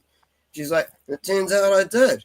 I was like, but Johnson & Johnson also does some really other good things. And started shilling for Johnson & Johnson on Shakira.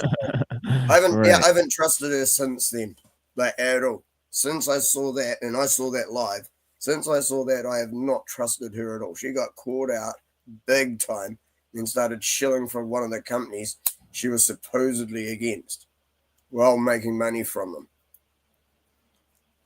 Fucking mental.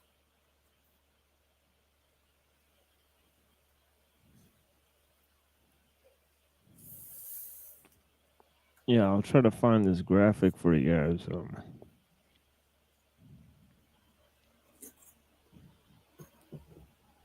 All good. That was the end of my Marjorie Taylor Greene story. Although with Trump calling her Marjorie Traitor Greene, it's kind of weird. Just because she said don't send money to Israel or some shit. Yeah, here it is. Files.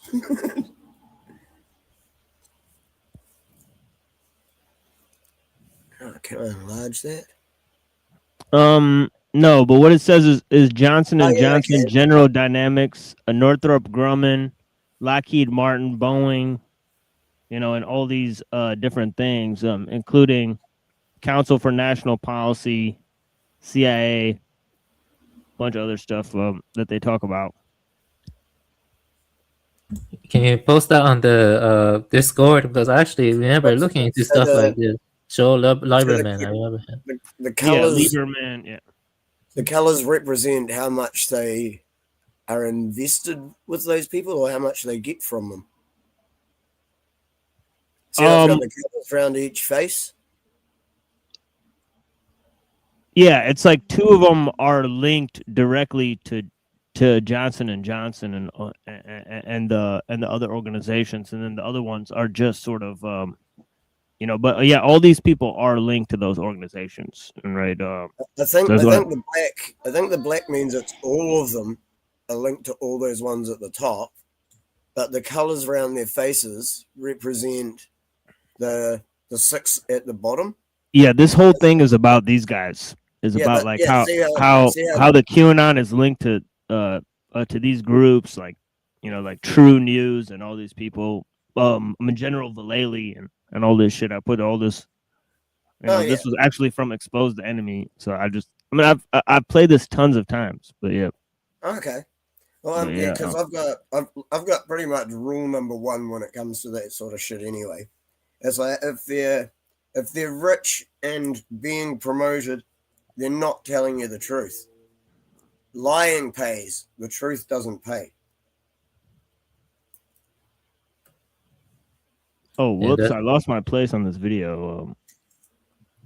Oh wait, no, this isn't the one I had. Oh yeah, here it is. Whoops. Your show. What's your view about that issue about platforming him at all? Oh, I didn't even consider it to be a difficult question at all. I mean, if you're going to have people on who are responsible for the invasion and destruction of Iraq based on lies, or the incineration of Vietnam, or the destruction of Gaza and the deaths of tens of thousands of people, and welcome them and treat them like respectable people, Tell me what it is that Nick Fuentes has done remotely as bad as that justifies allowing them to come on and speak, but not him. And whether you like it or not, he does speak for a huge number of people in his generation and even other generations as well, who feel the same kind of anger and frustration with the status quo, with the establishment, with the kind of dogma that we've been told we have to accept. And there's a lot of people who are angry about it, who rebel against it. And we saw this with Donald Trump on maybe a little bit of a smaller scale, but very much the same pattern. When Donald Trump appeared, everybody was like, oh, he's racist and fascist and he's the misogynist and he's this and that. And no one wanted to grapple with the reason why his message was resonating so much. And to me, it is very similar to Nick Fuentes. Say what you want about him. He's extremely smart, an incredibly talented communicator, and very well read. Like, he's very informed. He's not just some sensationalist babbling on the internet. And I think the reason he has attracted a lot of attention is because he's speaking to the anger and frustration, a lot of which is valid, of a lot of people. And to stick your head in the sand and say, oh, we're going to pretend that this isn't happening because his views are too off, but the people who start wars or are responsible for the 2008 financial crisis, these are respectable people who we treat with.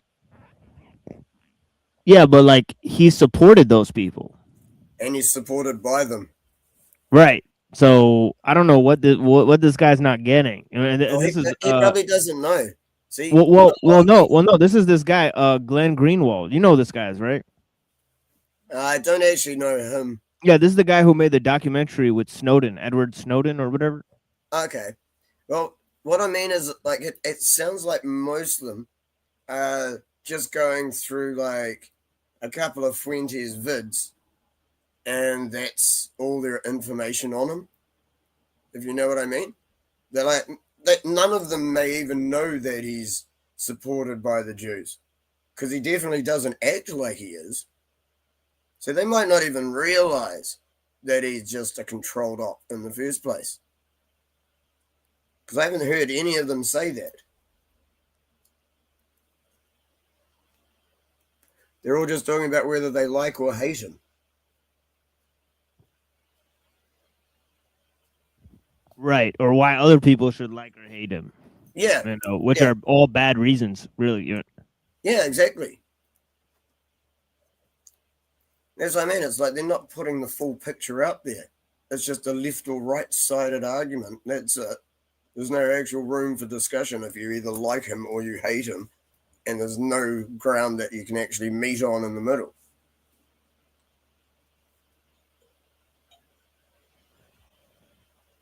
With respect, like Joe Biden or Hillary Clinton or whoever, that to me is the kind of thing that I think is really distorted. Yeah, you know, Warren Smith. I'll bring respond to that. Well, no, let me bring in Warren Smith first, and then I'll come back to you, Mark. You know, Warren, that really is my feeling about it. Is that you can let these guys like Fuentes and Andrew Tate, let me say something. Ron Ryan, and I think Ingmar Bergman could have been a Jew when I think about it more, because like we were talking about him before.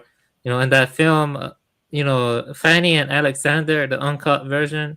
I watched Fanny and Alexander. There's a scene in that movie. That whole movie felt like Kabbalah black magic.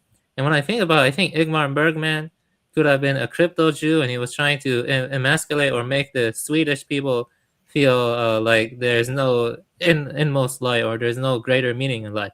Because if you watch Fanny and Alexander, you kind of get... Because in that film, there is a weird Jew in the cellar, and he's like a transsexual, okay? And he's also into the Kabbalah, and he's like fucking doing black magic during a scene with the kid, and he's putting fire onto the priest. You know what I mean? And they're trying to portray the priest, who's a white man, as being all evil and stuff like that. But when I think about it, that Jew and the Jews, they're the ones that feel the most evil to me. In that film, Fanny and Alexander. But no one ever talked about that. No one ever analyzed the film that way. So are you saying they used a white man as a scapegoat? Yes, they did. And that, and no one ever fucking talk about that. I'm like the only person. I think I am the only. I mean, you don't have to. I mean, just about every single movie or video game tells me that the white man is the bad guy and the supervillain. Yeah, but something about that movie, Fanny and Alexander, the uncut version. Something about that definitely felt evil towards the white man, towards me, to me at least. You know what I mean? Like, there's honestly, there's lots that are like that. Like, there's so many movies now that it's always the white guy that's the bad guy. Every single time. And they're still calling every other race a minority when the white man is actually the minority on the planet. That's right, and you need a transgendered woman named America to come and save you from the multiverse. I'll try and do what I can from here. I'll go on a limb here. I want to talk a little bit. You know, most of the Ashkenazi. By the way, apparently, let me just check back through my chat. Trump just pardoned Tina Peters, the election chick that was jailed for exposing election fraud. The 2020 election ain't over.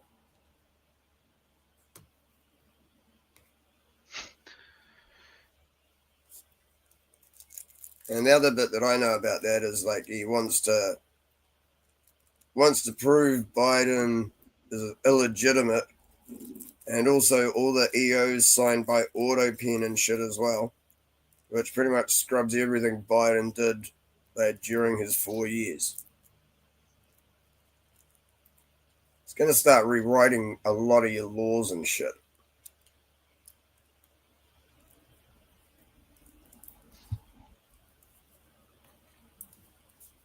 Anyway, sorry, I digress. Yeah. Let me say that. Do you think that Jays, they tend to be more nihilistic than, the Ashkenazi? They tend to be kind of nihilistic, from what I've said. They tend to be very nihilistic. Like, I used to be a part of, community, literature forum. Almost every Ashkenazi I ever encountered was a nihilist. You believe that? And that's really does anyone else notice that, or is it just me? Like, I just noticed most of them are nihilists. Well, that's in their Talmud. Yeah, that makes sense. I mean, to be honest, there's a few religions around the world that say basically kill anyone who isn't of that religion. See, I'm not trying to be a dick, but there's a few religions that say that. I'm not even going to start naming them, but there's a few. Yeah, I mean, If if you go back to the original text and shit, there's Yeah, but here's the thing: is like if you go through history, right? You can't just go through a text and apply it to a bunch of people. All right. So this is the thing: is like I'm meaning there's been there are lots of religions that basically say kill anyone who isn't of your right religion. now is there a bunch of people religious people? I'm not saying they're all doing it. I don't see it on a daily basis. No, but here's the thing: it's not religions that are in charge. So it's stupid to say like religions are causing people to kill people. The religious ideals behind it through history. Yeah, but that's not what's causing people to kill people. It's politics mostly, and it's because people are poor and shit. But they use religion to rally everyone behind their politics. Right, that's different. That's a whole different thing. But it's but they use the religion to do it. They say it's a religious thing when really, like, the people behind it, they know it's just politics. Right, and you could use the same religion. Right, and you could use the same religion to justify. Right, but you could use the same religion to justify thousands of things, and B, it's not in charge, so it's inconsequential to what the goal is. The end goal is political. Catholicism did it as well. That's what I mean. I'm not getting at your religion. It's not. It's not about Catholicism or Islam. The thing is that Catholics and Muslims are not in charge. It's not the religions that are going around killing people. By and large, like that's part of an ideological, historical thing, right? Like Catholics and Muslims, they also housed a bunch of people too, like of different religions and stuff. If they went around killing everybody that wasn't their religion, then there'd be a lot less people in the world. Hey, don't get me wrong. I'm not saying it's constantly an ongoing. No, it's just a constant bashing of religion when science has the true power in the world, and like that's what I detest. It's science. It's scientists, atheists. They're in charge. The worship of science is just another religion as well. Yeah, but you don't include that when you say the religions call for violence. That's the problem, right? Yeah, you well, don't say.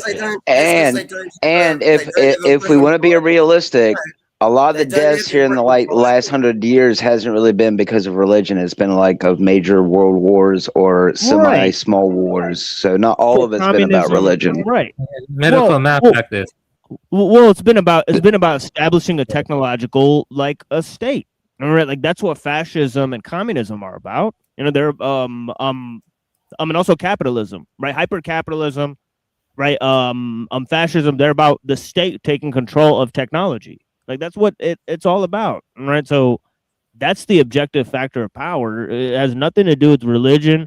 Religions are used to coax people into ideological prisms that don't function, based on those religious understandings. But on the whole, are people going around killing people because some religion told them to say so? No, that's not what's going on. I think there are some idiots doing it at the moment. I don't know. Yeah, but I'm not. Like, for example, like Israel is DK. There's always been extremists. There's far a few, but I can tell you from a majority of Muslims I've met, 1%. They don't want to go and strap a bomb on their chest and go say Allah Akbar. You know, like they don't do it. Or Catholics are not killing Jews and saying they're going to like take over the world, right? Like they're not doing that. They used to be doing some of that. Right, but they're not doing that today. All right, so this is the point. That's when it shifted to like Judeo-Christianity. Yeah, let me say one thing though. Let me say two things. Rather than being Christian. Yeah, go. Sorry, man. Okay, I say two things. First is that the growing technological industrial complexity is the biggest problem. You know, I would agree with that because we're living in ways we never before. We're decoupled from food production. We're dealing with unsustainable overcrowding issues. That's the first issue. The second thing I want to say is Israel is not secular. I don't see how they're secular. They're actually genocidal, and they're very they're like freaking like ethno-nationalists. Like we just said, before we said the Jews and the Arabs and the Russians and the fucking the Americans, they're all fucking working together. Yeah, that's true. Yeah, that's true. So it's like, who's to blame for that? They definitely don't have religious differences. So who the fuck are we kidding? Yeah, it's just like Hitman says, how can all these people claim to hate so much each other religiously or culturally in real life, but they're okay with getting together and making games about killing each other? I mean, make it make sense. But let me just say this though. If we just hypothetically speaking, if the Jays were to disappear, vanish, I think that would be better for everyone, I mean, really, because they're causing too much problems, like the Ashkenazi, and I'm just speaking, hypothetically and honestly. I'm not condoning violence, but the Jays are really disproportionately involved in too much, I mean, when you see them backing Mao and you see them involved in Bolshevism and you see them, manipulating everything, it's like you see a Jay everywhere, Well, when you're good with shekels, you learn how to move them. Yeah, I know. Yeah. So I say they're like a very big problem. The Ashkenazi, yeah. So, not the Anglos, the Ashkenazi. So yeah. And the third problem I would say is lack of transparency. You have to dig very deep to try to find the truth nowadays. I mean, like you keep hiding shit everywhere. Like really, like where's the transparency? I mean, like like what I'm saying. Like that's a big problem. Like you have to dig. You have to dig deep to try to find the truth. And I can tell you it's called no such thing. Well, I do think there is a truth that we're dealing with a lot of shit that we've never dealt with before. I can tell you that's definitely true. I mean, like that I know for sure. I mean, that this is unprecedented shit. I mean, this is like the thing is like, now we've got to deal with AI and everything as well. I mean, is that the next religion? Is that going to be the one world religion? Worship AI? Yeah, just new problems keep popping up. I mean, actually, they're like literally fusing biology with machines now and other crap like that. Oh yeah, yeah. That's messed up as, like really. Yeah. It's like H.R. Geiger painting. You ever look at H.R. Geiger's paintings? Yeah, I have. Yeah. Yeah. One of my exes had one of his pictures on the wall. That's right. We love penis Morse. Huh? And they do already, and they have massive followings, millions and millions of young men. I know, and in one interview tape, the number of young men who just come up to me in the street to ask about it is off the charts, more than almost any other guest I ever have. So we can either pretend this phenomenon isn't happening, and Fuentes is a phenomenon, whether people like it or not.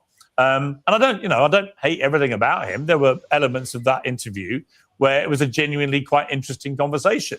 But there were elements which, either because he wanted to be performative and shocking and attention-seeking, whatever it may be, or because he really believes it, where I felt we saw a pretty dark underbelly of some of his beliefs. You know, I mean, just when somebody just says, I am a racist, and then explains, let me play the clip first, then come to you.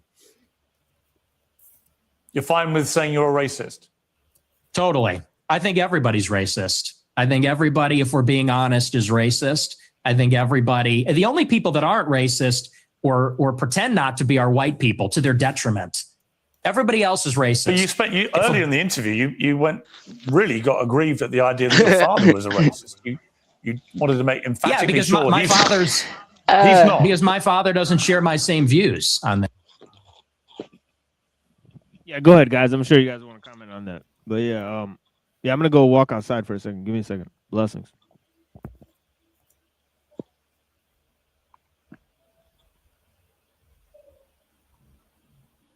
I mean, I guess I can say he's not wrong. I mean, not speaking from personal experience, but it does seem like a majority of people are racist, even those who claim they aren't. I mean, even someone like me, I mean, I've had problems with races here and there, but I mean, I can tell you I've had problems with my own race as much as I have any others. So yeah, let me tell you this. I have this.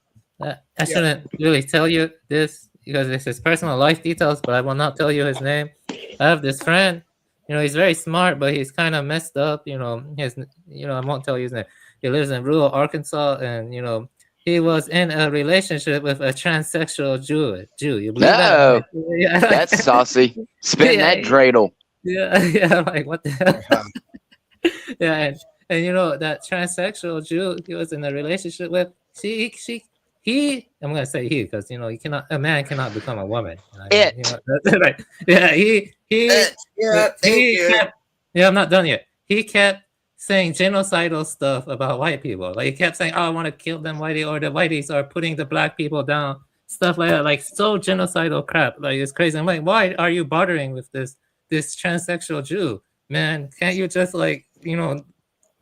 grow up or like not do that? No, Avian, I have assumed that a majority of people who exist don't have the mental capacity to like most people aren't real people, and I don't mean that like they're demons. I mean just like there's something naturally wrong with a majority of people.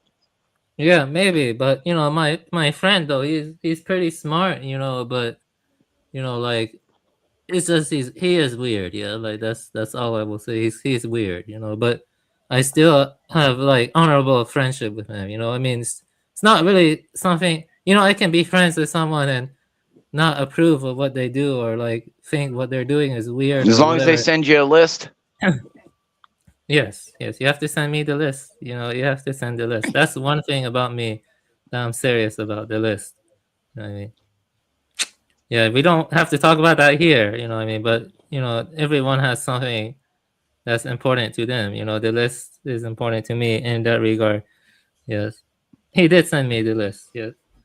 And I have read a lot of stuff he's given and movies he's suggested, stuff like that. But yeah, anyway, that's the thing I just wanted to say. Yeah. Matt. So he's the exception to the everyone's a racist. Here's a simple question. Everyone but the Orientals. Grapes. What do you do? Well, everybody's a little bit racist. I mean, I thought it was an interesting contradiction there, which he was probably calculating in real time, that having got so exercised about the idea that his father was racist, he then said everyone's racist and there's nothing wrong with it, effectively. But putting that to one side, Warren. It's also like kind of like saying I'm not. It's a unique sort of cop out. To actually admitting that a virtue signal. Yeah, exactly. Yeah, it seemed like. It's like he needed an out, so it's like, yeah, well, everybody is. Well, if everyone is, then no one is. You see what I mean? Like, it's kind of weird. So honestly, I just went and grabbed a beer, but as I was walking down the stairs, sorry to go back a little bit, but you were mentioning about how like someone was mentioning about how people aren't real people anymore, and I think I said this on your show, TML. It's like because most people lack that internal monologue, and I think someone else mentioned that they can't even form mental pictures. So they're basically just walking around in a state of no conscience, no idea, just like one train thought, one track thought sort of thing. Because whatever they've been programmed to do.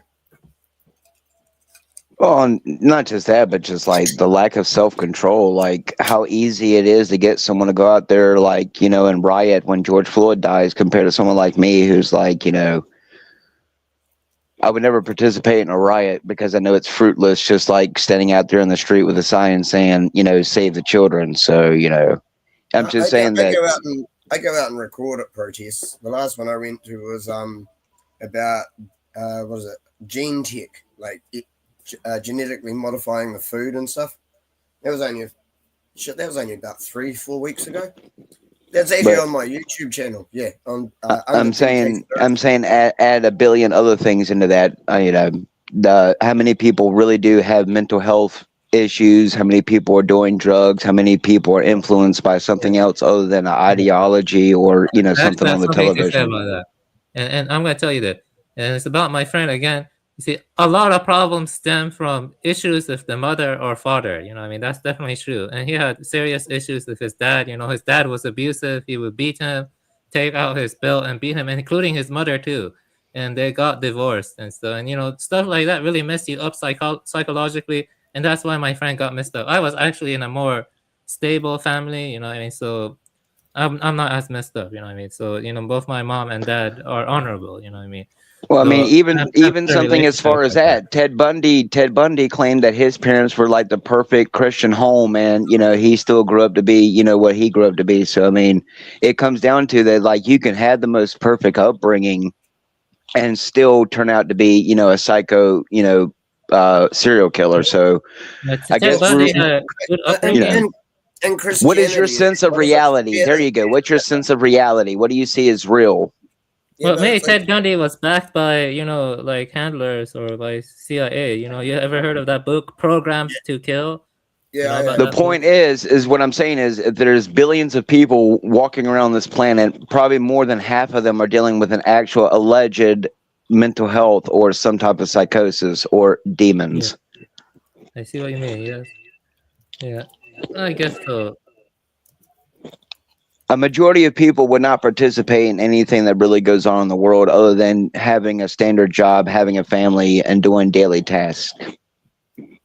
Yeah, but the thing is, this world is ruled by the people who are even worse than that. So that's the thing. Well, I would agree. They're the biggest fucking mental patients of them all. But, somehow they're able to run the asylum, so... Oh, they just create the illusion of, That's right. That's right. Just like David Icke said, you don't have to be in the bars and touch it for it to be real. Yeah. You've created the prison in your own mind. Or rather, they've created the prison for you in your own mind. On top of the fact, did you enter the prison not just on top of your own free will, but are you not, are you on there on the accordance of your own free will? Are you not, mentally challenged or Down syndrome? So, but wouldn't mankind be better if all of us had Down syndrome? Though, think about it. What if everyone had Down syndrome? I mean, I guess you could that would give us plenty of leeway to say we can't really be held liable for our actions. But I've met some pretty violent, mentally challenged people, so I don't know. People with Down syndrome tend to be very kind. Have you looked at them? That's what I've seen. People with Down syndrome are very kind. From what I've seen. Maybe. Sorry, that must be that new Tylenol rage stuff they've been putting in there. Thanks, Trump.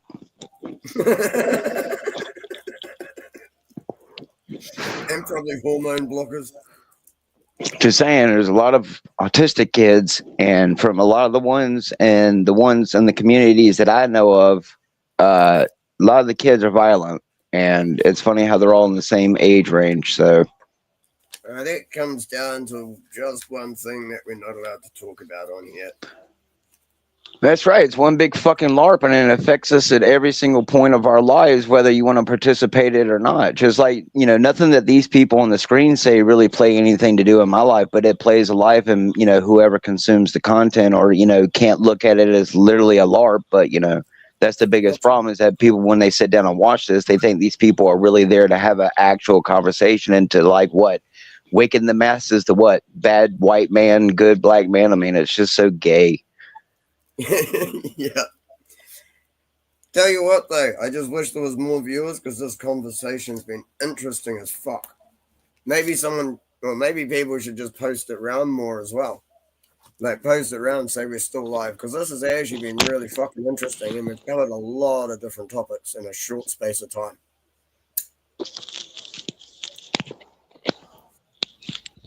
That's how we do it.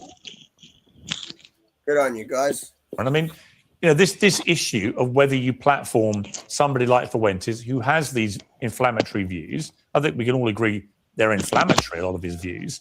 You know, am I, by doing it, am I continuing to fuel this phenomenon in a way that is a negative for society? Or in a free democratic society, you know, should I be entitled to interview who the hell I like, as long as I do my job as a journalist of holding him to account over these things, let other people work it out for themselves? No, I think it's totally understandable, and I agree that you would have him on. I was in the same position where I was genuinely shocked when I made a knee-jerk response video to something he had said. I was overwhelmed by the response. I was like, I had no idea there were this many people out there that agreed with him. And I had people that I knew actually telling me, no, you're oversimplifying this. And I actually went back and looked at the same clip and realized I had oversimplified it. There was actually, I was looking at it through the narrative, going into it without much prior research. And that actually led to me sitting down with him for an hour and a half. And I think it's important, though, if you want to achieve the ideal outcome, it is important to actually genuinely be trying to gain a better understanding of his reasoning and in his arguments, and not just trying to win or embarrass, because in the long run, I think that will backfire and that will cause him to become bigger. Yeah, that's what? Like, is it just me, or did I just not hear anything he said? I mean, I kind of get what he's saying. He's basically saying, like, you know, if you offend one of his fan base, or if you offend him, you'll offend them all, you know, which, I mean, I have seen that kind of mentality for certain streamers, whatever, like, if, you know, one person pisses off the person that, you know, he'll say one thing about that person in the chat, and they'll all attack that one person, even as far as like real life shit. So yeah, I've had that happen to me. Didn't make it to the real life shit because it was an American channel. But, I mean, people are crazy. So I didn't even attack the streamer. I just had an argument with one of the mods, and next minute, fucking everyone attacked me. I was like, fucking crazy. You know, I was getting banned from everywhere where any of them were a mod on that channel, on any platform that they were a mod on. Yeah, I've witnessed it. Yeah? Yeah, they'll sit right there and bully you. I mean, it's either they'll straight block you if you run your mouth too much, or they'll straight boot you out of the chat. Like, they'll just bully you out of chat. I mean, that's just how it is, though. I mean, these people, once they've built a large following, to an extent, they basically will have no liability once it's gone past a certain extension of, like, you know, if someone, like, say to do it. Yeah, you know, doing it. It wasn't me. Yeah. Yeah. I mean, to some extent, even people like Nick will have that type of influence. I've got no culpability. It's like I've given them the rules. They're the ones doing it. Oh, I had no clue it was happening. How could I have known? Yeah, one of the gayest echo chambers on the entire internet is Andrew Wilson's Crucible shit. It's literally like you can't dissent with the group. Like, it's total groupthink. It's, you know, it's almost sad. But yeah, I I know that sometimes my channel gets like that. Why do you think I go to other people's channels and try and get on panels and shit? So I know that my stuff is heading that direction. I mean, it's all anti-Jewish, but it's getting a lot of the fucking pro-white boys and shit. It's all right. I don't mind. But I'm open-minded. Yeah, you get captured by the audience. Sorry? I said you get captured by the audience. Then they have expectations. Then you got to perform a certain way every time. Pretty gay. No, I don't. You don't like a performing monkey? You don't like having little symbols? No. I'm still me. But I don't have a problem with white boys, just like I don't have a problem talking with Muslims, just like I'm trying to get on a Jewish show. Right. I just know that my personal show, like my channel, has become more of an echo chamber. So especially when I get raided from other channels and shit, and something like 40 people will turn up that are all from some white channel. And so suddenly everyone's just typing the N-word and shit constantly through the whole chat. So, well. Honestly, this happens lots. That's crazy. I told you Rumble's going well. Interesting point. People were asking me, he won, or people said you won. Or I said, look, I didn't seek out to win. I don't seek out ever to win an interview. That's not the point of an interview, actually. What I wanted to do over 2 hours was personally get to know him better, because I know nothing about him other than what I've read. I've never met him. I've never interviewed him. And B, to go over all these things which he's notorious for, and actually work out the correct context, what he really believes, what may have motivated this, and so on. And I think a lot of that was achieved in the interview. But it wasn't, I think it very quickly afterwards, when I asked him during the interview, how he felt, and towards the end, how he felt at the gun, he thought I'd been fair. He didn't think I'd ambushed him. And so he made that clear in the interview. And yet afterwards, almost immediately afterwards, like, what the fuck is this guy saying? He's just zone out when he talks. This Piers Morgan guy. He's not said much. Like he asked him really disingenuous, like tabloid questions when he had like all these political talking points he could have worked through. It was a really sleazy interview, and I was pretending like the dude might have not been offended by it. Well, who cares if he wasn't offended by it? It was still a shit quality interview that didn't really address any of the issues that this dude brings up. Read like this dude's given like tons of tomes about like military intelligence and like libertarian Jews like that used to be communists, like infiltrating the right wing and shit, and how the right wing conservatives are all like set up as controlled op. Like this is what Nick Fuentes has been talking about recently. And right, like Trump and Epstein and stuff. I mean, he didn't bring up any of that stuff that the guy talks about. And then Andrew Wilson is like acting like this guy's like his life is in danger because he made an abortion joke because some fat lady like came to his house and then she got like sprayed in the face. It's like, what? I don't know, man. I need more info on this shit because this shit is looking pretty fake and gay.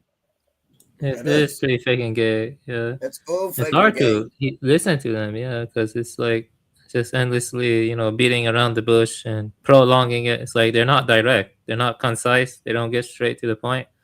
You know what I mean? That's the kind of thing, yeah.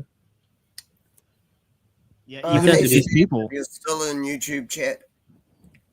Who? Svetlana. Oh yeah, Svetlana. Blessings. Yeah. Yeah, I posted the link in my Rumble channel, and Svetlana came over. Davey was there for a while, but he didn't type anything. Yeah. Like Davey Z. Yeah, Davey's cool. Yeah. Yeah. Yeah, I was talking to him the other day. Yeah. Yeah, or he was in the chat again. And, cool. Yeah. There's one person on your YouTube channel who just kept banning him. Yeah, they got over it. Yeah, yeah, they're friends now. Yeah, so okay. Oh, that's yeah, good. they're friends now. Yeah, they got yeah, they recently became friends. So now they they work through their differences. So it's cool. Oh, that's all right then. Yeah, exactly. I was just gonna say like maybe make him mod so they can't like keep muting him. That was all.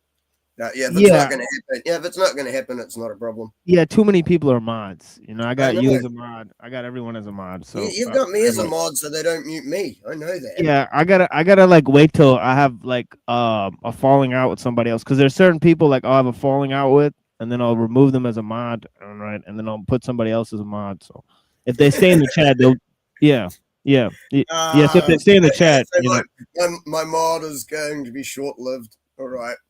Yeah, if they stay in the chat, they'll be mods for a long time. No, you're still a mod, DK. You know, or whatever. I know. I said that, yeah, but you said the next time you have a falling out with someone, it's like, okay, so my mod's going to be short-lived. No, not like argument. Like I'm talking about like kidding. Real, take it as the joke. There, yeah, I'm talking about real falling out. Like I say, like I publicly announced that someone's banned from the show or something like that, and that I refuse to work with them. That's what I consider a falling out. Like, yeah, like with that Dusty guy, right? Like I used to go on his show, right? Like I'm not gonna go on his show anymore. Like that's a kind of a falling out. Like, it's like, no, I'm not gonna fuck with you anymore. Actually, no, that's right. I still wanted to get you on one of my Rumble shows. You can stream it on YouTube at the same time if you want as well. Yeah, oh yeah. I mean, to be honest, you might as well host it like this on StreamYards. And because I actually restream, if I'm on here, like if I'm on panel, I'm generally restreaming it on Rumble anyway. Yeah, we got like 6 people watching at my alternative channel. So yeah, blessings to those people. Your alternative channel? It's Cyber Caliphate. Ah, fuck. Why didn't that show up as live? Yeah, I'll send it to you. The only ones that showed up as live was Seditious Glands and Eurojack. Yeah, that shit might be shadow banned as well. So it is what it is. Dude. Fuck. Now, usually it shows up if it's live. Yeah. Like it has before. Fuck. Made that clear in the interview. And yet afterwards, almost immediately afterwards, he comes out full bore on the attack, which is what he does. But it was interesting to me that it was the reaction from his sort of mob of groypers was instantaneous and extraordinarily widespread. They just come as this mob. And it's if you're not me, who's got a very thick skin, it's a pretty hard thing to get back at you. Look, I don't care. I've had a lot worse, and they'll move on, and that's what happens. But if you're not, actually, it can be very intimidating. It was very threatening, very racist, very anti-Semitic, very very nasty. Actually, like I said, it wasn't scrape the surface with me because I got a skin of 1,000 rhinos. But to other people, I could see it really being a pretty terrifying experience. Hey, Peter, can I ask a question about that? Yeah. Sorry. They're doing that. They're doing that too. Sorry, Glenn, go first, yeah. Let me interrupt because it's really hang on, guys. Don't talk at once. Let me start with Glenn. So tasty, it could make Poseidon switch to a spoon. Holy divine taste from the Greek god. Yeah, but that whole thing No, it unsubbed me from Cyber Caliphate. I just had to type it back in again to find it. Yeah, see, that shit shadow banned. See, when they start unsubbing people, that means you're shadow banned as fuck. It's probably because we had too many like discussions with Neurocrack. Like we had too many shits. Like we had too many public discussions. Like I made a whole series about Zionism and shit. Yeah, that shit's shadow banned as fuck. Let me tell you something interesting, Timo.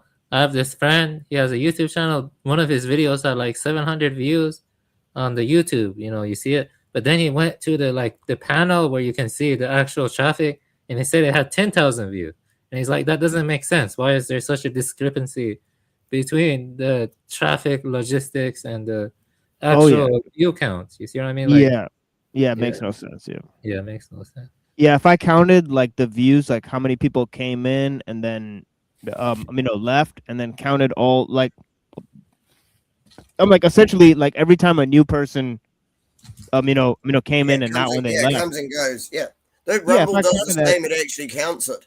Yeah, it should be hundreds. Let me check what this Rumble stream is currently at. Currently at 247. Yeah, it's pretty good. Yeah. Odds. With another half. This is Buick watching now. Here as well. Okay, so like so many car commercials here. All right. Yeah, next time I can share. Thanks, it Mark. because I don't have commercials. Just don't play the Jaguar car commercial. Yeah, it's cool. Sometimes the commercials are important. I saw a cool ChatGPT commercial where they were like I forget where I recorded it, but it was an awesome ChatGPT commercial where it was like the ChatGPT was helping like an old farmer, like his daughter, like move back to the farm to use ChatGPT to help him farm, and it was like all about like getting back to the old roots, like with ChatGPT. It was like really like cleverly designed ad, right? Like that's social engineering. Yes. Yeah, it was. Yeah, very much social engineering. It was like weird. Definitely, yeah. Yeah, so it's good to advert. You know, one thing I will tell you for sure is I read this article once. I told you this, that is written by a U.S. senator, and you know, prior to economic downturn, they increased subliminal cues in advertisements pertaining to social deviancy, and you know they do that because they want to normalize taboos more in order to prevent the presence from being flooded even more. And he was writing about that, the senator, but I have to find that article again. Yeah, but it's interesting. Yeah. So advertisements are like the beginning of the social engineering. You can definitely see it in Yeah, advertising. we could go to like different shows too, right? Different shows and ads and compile them, or just start watching YouTube, random shows, and then decide like, is this integration propaganda or is it agitation propaganda, and then classify it. And like this is obviously there's features of both in this, but it's overwhelmingly agitation propaganda, right? Because it's like focusing on fringe issues to try to reintegrate people into sort of mob mentality, and right through virtue signaling and all of that sort of thing. So it's interesting how this is playing out, or the optics of this entire exchange, and who they have on the panel as well. They have a leftist, 3 leftist influencers on the bottom, and then the right-wing guys on the top, but they have only 2 right-wing guys and 3 left-wing guys. And one of the left-wing guys is black.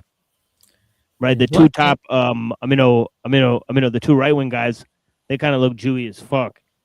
So it's kind of like weird, the optics. Yeah. One thing I think is good to look into, but I don't see many people look into it, is like these advertising agencies. Like who are they connected to? Who is funding them? Who owns them? Like you see what I mean? Like I think looking into that would be very fruitful. You know what I'm saying? But I don't see many people do that. You know what I'm trying to say? May Yeah. try to do that. Yeah, and by the way, I believe that I have talked to Nick Fuentes. I believe he was a character named Adam Dole that came on to the debate I had with Andrew Wilson to critique my views, right? He critiqued my definition of technology as being overly general, right? And then saying that you can't classify technology as as a problem if you give it such a general definition. I think that was the brunt of his critique. So then I challenged him. Yeah. How do you know that was Nick Fuentes? Because I compared his voice to several other audio clips of him, and then the voice, and to anybody I showed it to like 3 or 4 different people, and they said it clearly sounded like 90% like him. Right, so that's crazy. Yeah. So you are being watched by these guys. You know, these Perhaps yeah. I don't think my show's enticing enough, but I think for some of these other guys, like maybe some of the guys that have more like intellectual tastes, right? Like they might be getting into the articles we read or something like that. Or even some of the information you present on neuroscience. It could just be some of the other people that come on your shows. Yeah. Like for example, like this guy Andrew Wilson, he said that he was a robotics engineer. So, and this was for I think a meat packing plant. So, so he may have, so he may be interested in topics of science, engineering, technology, so on and so forth, right? So I think generally where their tastes are not, their intellectual tastes and their intellectual acumen is not what they present on screen. Right, because let me tell you this though. I know this guy who was a consultant for like AI or like automation, or rather, I read what he had to say, and he told me that once he was going to give consulting advice to like a CEO or like someone, and the only thing they're looking for is to cut costs down. They don't care if they fire people and they move towards automation. It's the same way with eco consultants. You know about eco consultants? They're just looking for ways to bypass environmental regulations to help the corporations grow more and more. They don't really care about, helping the environment or anything. It's all about, finding loopholes and bypassing it. That's why regulations do not help. They just, there are always holes or loopholes in regulations. And the big corporations always find ways to exploit them.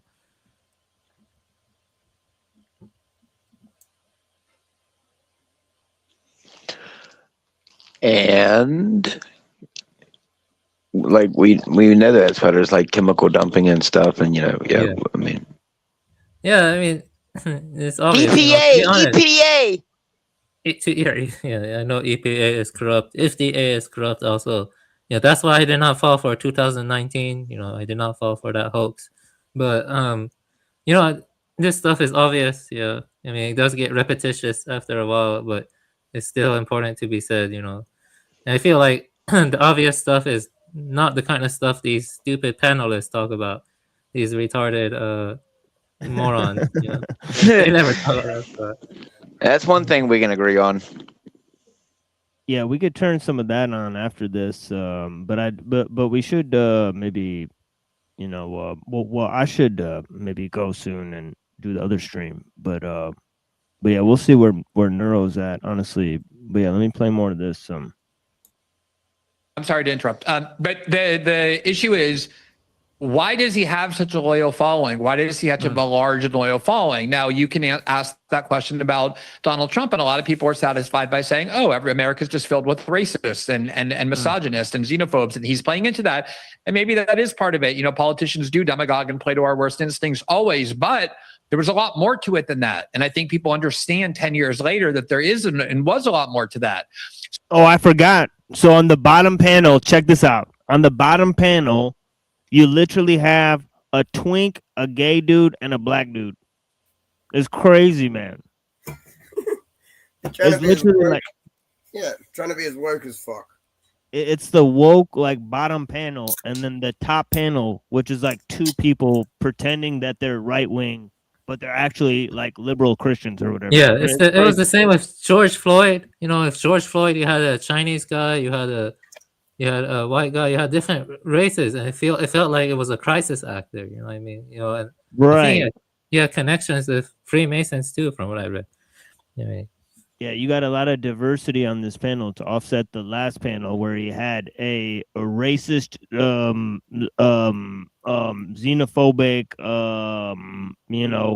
homophobe, whatever. Like what? So you can say, oh yeah, Nick Fuentes has this army of angry young men who are incredibly devoted to him, who believe that he's speaking truth uniquely, because they're also a bunch of Nazis and racists and Jew haters. And okay, that's an easy.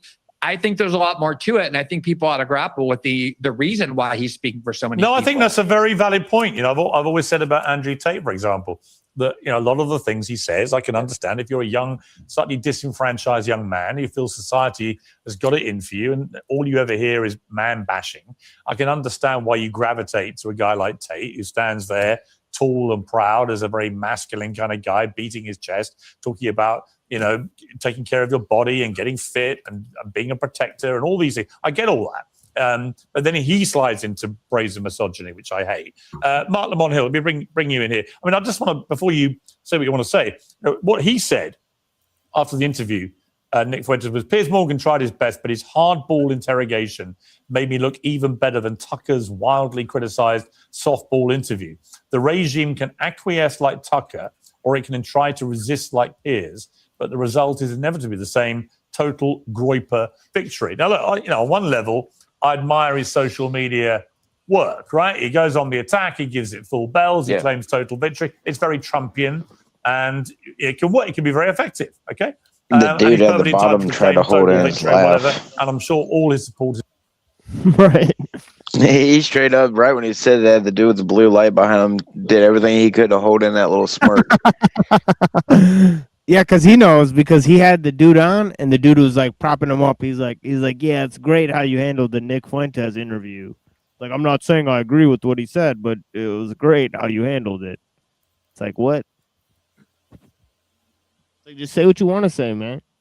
If that's really what you think. Disagree. Yeah. I would just say something. It's interesting that he.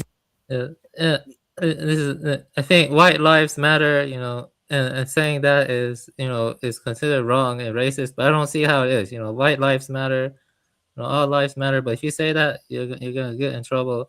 But what's wrong with saying white lives matter? I got two things to say because I want to respond to that. The first is Svet doesn't seem to be able to type on your YouTube channel, like TML.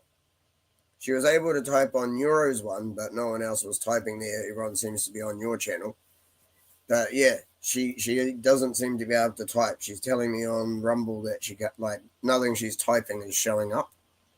So I don't know what's going on. On what? On the Cyber Caliphate? Yeah. I don't think she's banned or muted there. I don't think she's I'm looking at my chat, so yeah, she's not showing up at all. I'm looking at it as well because I restream like your show. Like whichever one I'm on. This one's got the most chat, so that's why I'm restreaming that one. I was restreaming Neuros and then Seditious Glands and then this. I might have been Seditious Glands first, then Neurojax, then this. But yeah, so I bought likes on everything. That's the Russian Mossad. That's stopping you from. I don't know. Svet's my fucking friend from fucking. No, I'm saying the people that are stopping her from commenting. You're the fucking Khazarians. Yeah, like the Khazarian mafia. I'm trying to look like. It doesn't say. It says I have 0 people hidden except for MC Nemesis, because he kept typing N-word in my chat or whatever. So I had to ban him because he's trying to because he's one of those people that'll report that shit. I'm not a mod on this channel. Oh, never mind. I didn't even notice till just now. Yeah, that's weird. The Russians are blocked from commenting on Cyber Caliphate. It's really weird. Use me and Tucker Carlson and other people who now do our own shows, whatever, as the regime. Almost like anybody who's older than him is part of some ancien regime that just doesn't get it. All his supporters called me boomer, right? And I was like, I've been called that probably ever. Okay, I'm a boomer. I don't really know what that means, but it just means I'm an old dude who doesn't get it, right? And it may be, as Glenn says, there is a more interesting conversation to be had about why these guys get so popular. And it may be that when I do my old... Hang on. Yeah, I missed the second part of what I was going to say, was responding to the it's okay to say white lives matter thing. I was modding on a channel on YouTube during 2020, the Summer of Love, that multi-streamed all the protest footage they could find. So there'd be like a dozen cameras on screen, and they just focus on one or the other for the audio, depending on which one looked the most interesting. Dude, the chat was mental. I was like, all the mods started banning everyone for saying white lives matter, WLM. They were banning everyone for it. But I ended up getting made a mod there, didn't I?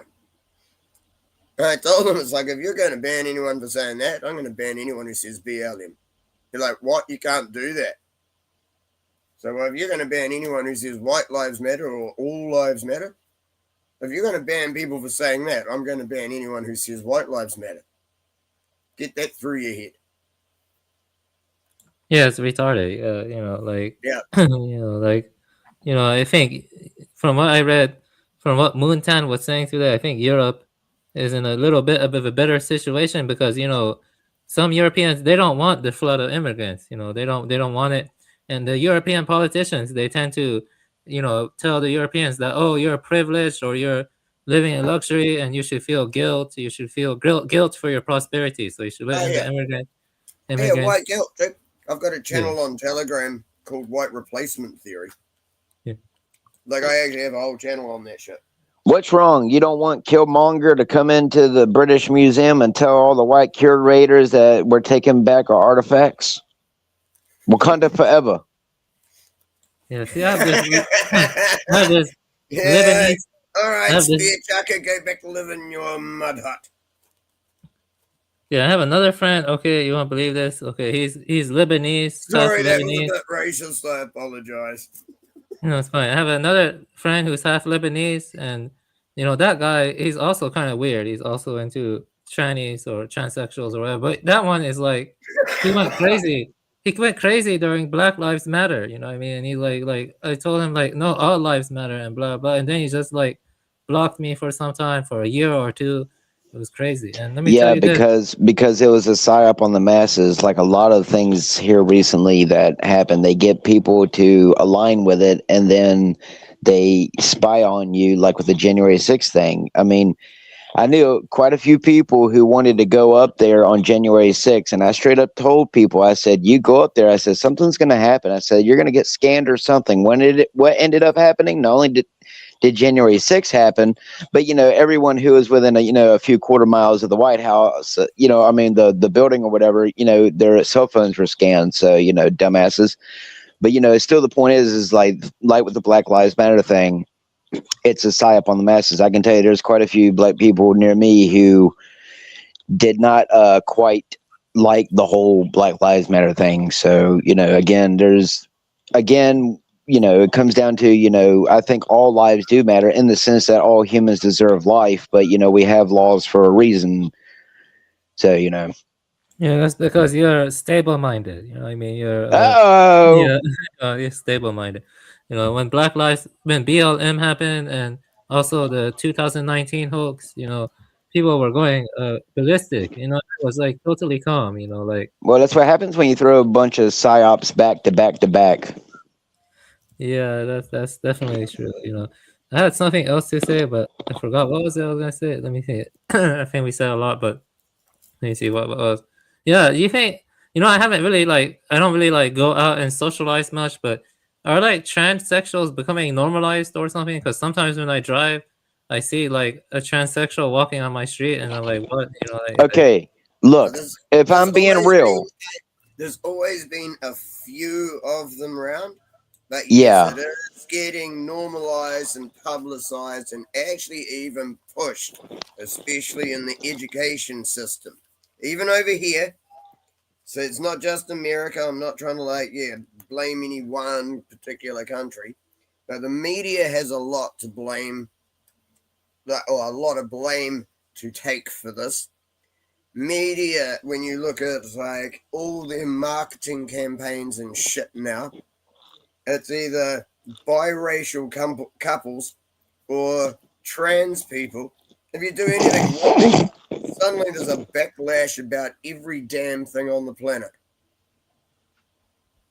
Yeah, most advertisements I see is always with a black man and a white couple. You never see the white man and the black woman. It's always the black man and the white woman. You see what I'm saying?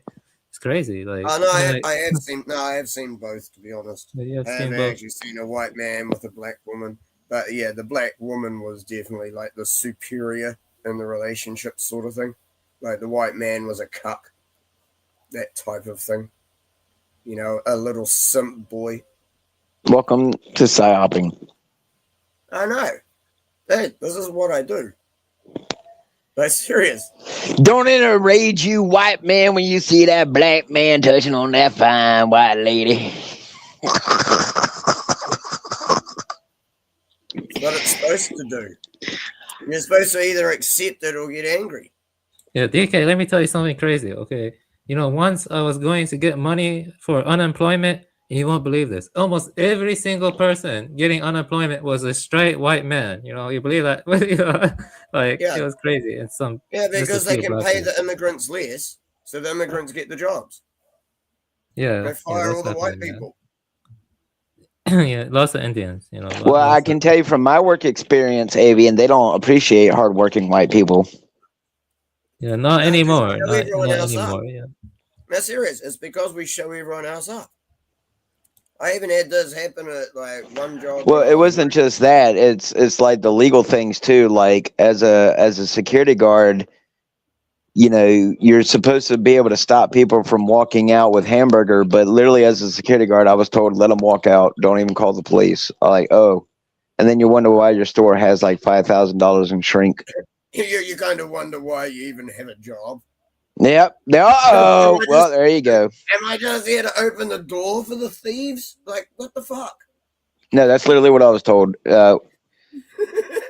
So, you know, I don't know what to tell you, but I mean, you know, I can tell you that like the facade of which we live is, I mean, it's always been fake, but you know, I just, you know, it is strange how long it's kept going. Like the consumerism, like when you walk into my Dollar Tree, it's the guy who works there, he's a great dude. He does his best. He's a hardworking dude, but like, we're probably the only customers that actually walk in there and tell that dude, we appreciate what you do here. You know, so I mean, but other than that, you know, it's a bunch of boxes on the shelves that people just, you know, the parking lot's littered and trash. The dumpsters is so overflowing with trash where people come and dumpster stuff. I mean, you're just living in a world where no one really cares about anything, dude. That's really what it comes down to. Is that, and when people do put their time and passions into, it's just about as fleeting as what money is. You know, you can only do so much, you know, with being a human and only having so much time on the earth. But a lot of the time, and from what I've noticed in society, it's just that, sure, you know, it's hard when you have to work and stuff. But I mean, I can tell you a majority of people just like, you can't even get people my age, you know, being 30 years old, you can't even get people my age to really care about anything other than just trying to get a paycheck. So, you know, that's why I think it's so funny that people put so much time into, I mean, I wouldn't say worshiping these people, but, you know, I can tell you that there's some people who would probably like sniff the shit out of Andrew's ass. So, to be honest, Andrew Wilson's the most reasonable person on the panel, which is the worst thing. But the rest of these guys are a bunch of idiots. And I don't actually like Andrew Wilson much, but he's the one who's said the best things so far. How fucked up is that? That's only old school journalistic trick or something. Oh, my bad. I was just going to say, then that goes, who's the content really for? Is it for, you know, Piers' audience? Is it for Andrews? Is it for any of these other people who follow them? Is it meant for people like us? It's meant for Satan. Everyone's trying to make it for their own audience. Like every single person on that panel is trying to target what they're saying to their audience. So it's a bunch of fake Illuminati groypers groyping against each other. Great. Yeah, there you go. Now you get it. Yeah. Let me in. Yeah, they're not all groypers, but it's like, yeah, no, I'm showing all my fans. It's like, look, yay, I'm on Piers Morgan. It's like, I'm sorry, I should have said grifters. Sorry. Morgan. I'm going to have my say on Piers Morgan. Yeah, it's the fully. Yeah, well, you know what? I didn't like him. I didn't like him when he was a fucking judge on what was it, the British version of American Idol. So you know. Well, I like it when he has certain guests on. There have been certain times where he just has two guests on, and they argue. Like, which one was it? The Rabbi Shmuley, Myron Gaines one. I actually really liked that. That was funny. Myron Gaines just destroyed him. It was fucking awesome. There's a short clip of it if you can find it. Yeah, but yeah, Myron Gaines just fucking destroyed him real quick. Fucking crack up. Anyway, play the damn video. Yeah, like what is Myron Gaines? Like I think he's like a professional house Negro. Middle Eastern or Indian or some shit. Exactly, like he's got a strange look. But I do. But he doesn't look like any black or Indian person I've ever seen. That's the weird thing about it. Yeah, I know, but it was still funny as fuck, is what I'm saying. Because I got sent the clip, but I didn't watch the whole thing. Yeah, it's like he is like a perfect like black Indian like hybrid like weirdo looking dude, like for real, dude. But yeah. See now who's being racist? Bloody hell. Yeah, I mean, I'm just trying to say, like we couldn't even clearly answer the question. Like you literally said, like he's either black or Indian. So it's like, what? Like again, like what is this? He was the one who actually. Yeah, he never. Yeah, you're right. He didn't answer. He's like, yes, some people think I'm not black. They think I'm Indian, rah. But that's a different clip. It's not. I'm trying to look it up. Some Indians look actually. up the Piers Morgan one. I mean, I don't know. I've seen some pretty dark Indians in my time, so. Look up the Piers Morgan one with Rabbi Shmuley and Myron Gaines. It's quite short. Oh, it says it says that his real name is Amru Fado. Yeah, as I said, I'm pretty sure he was Middle Eastern. And he's Sudanese. Oh no, it says he's from Sudan.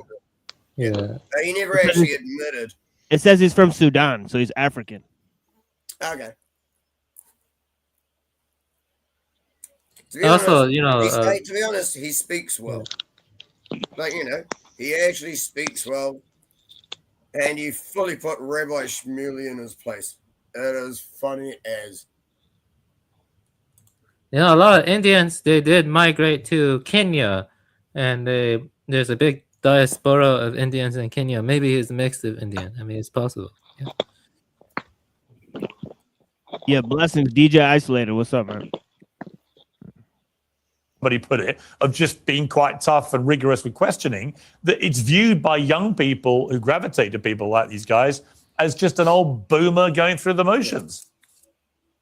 I mean, you are, but yeah. Is you think you've got time. You've blinked, and your kids have already left the house, and you haven't been able to provide them with the comfort.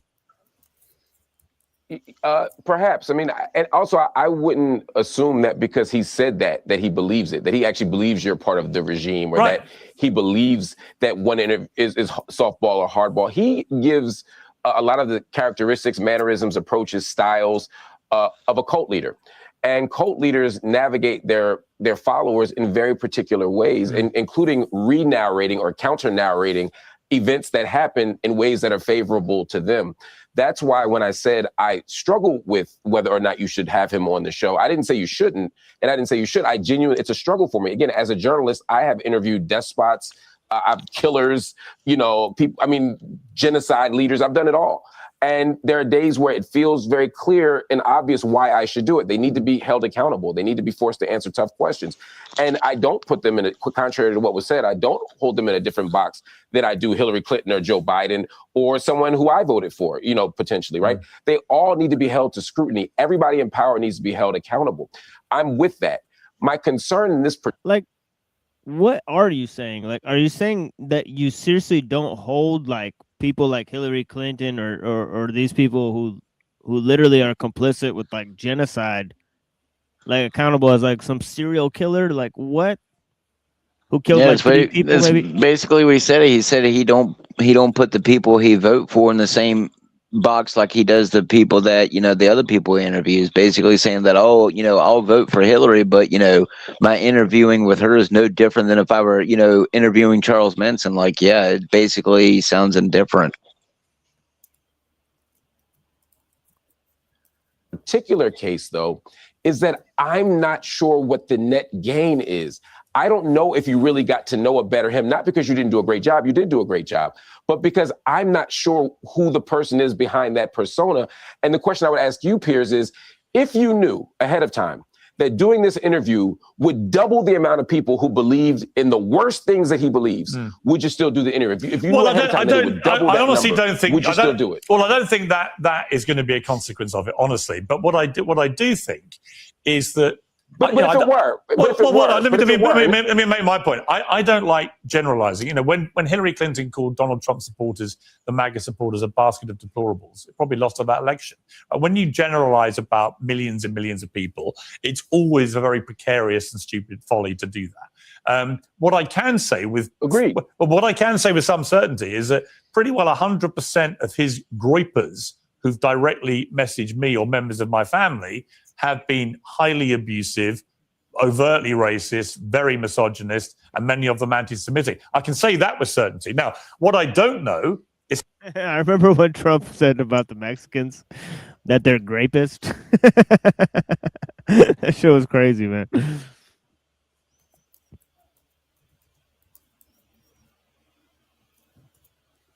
Shit was weird. How many of those are human beings and how many are from a bot farm?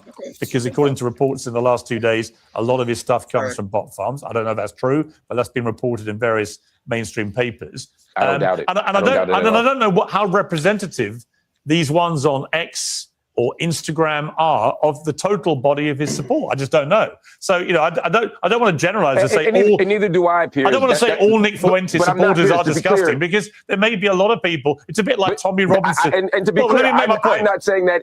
To be clear, I'm not. Let me finish my point. It's a bit like Tommy Robinson. Tommy Robinson in the UK, right, is a bit like Fuentes over here.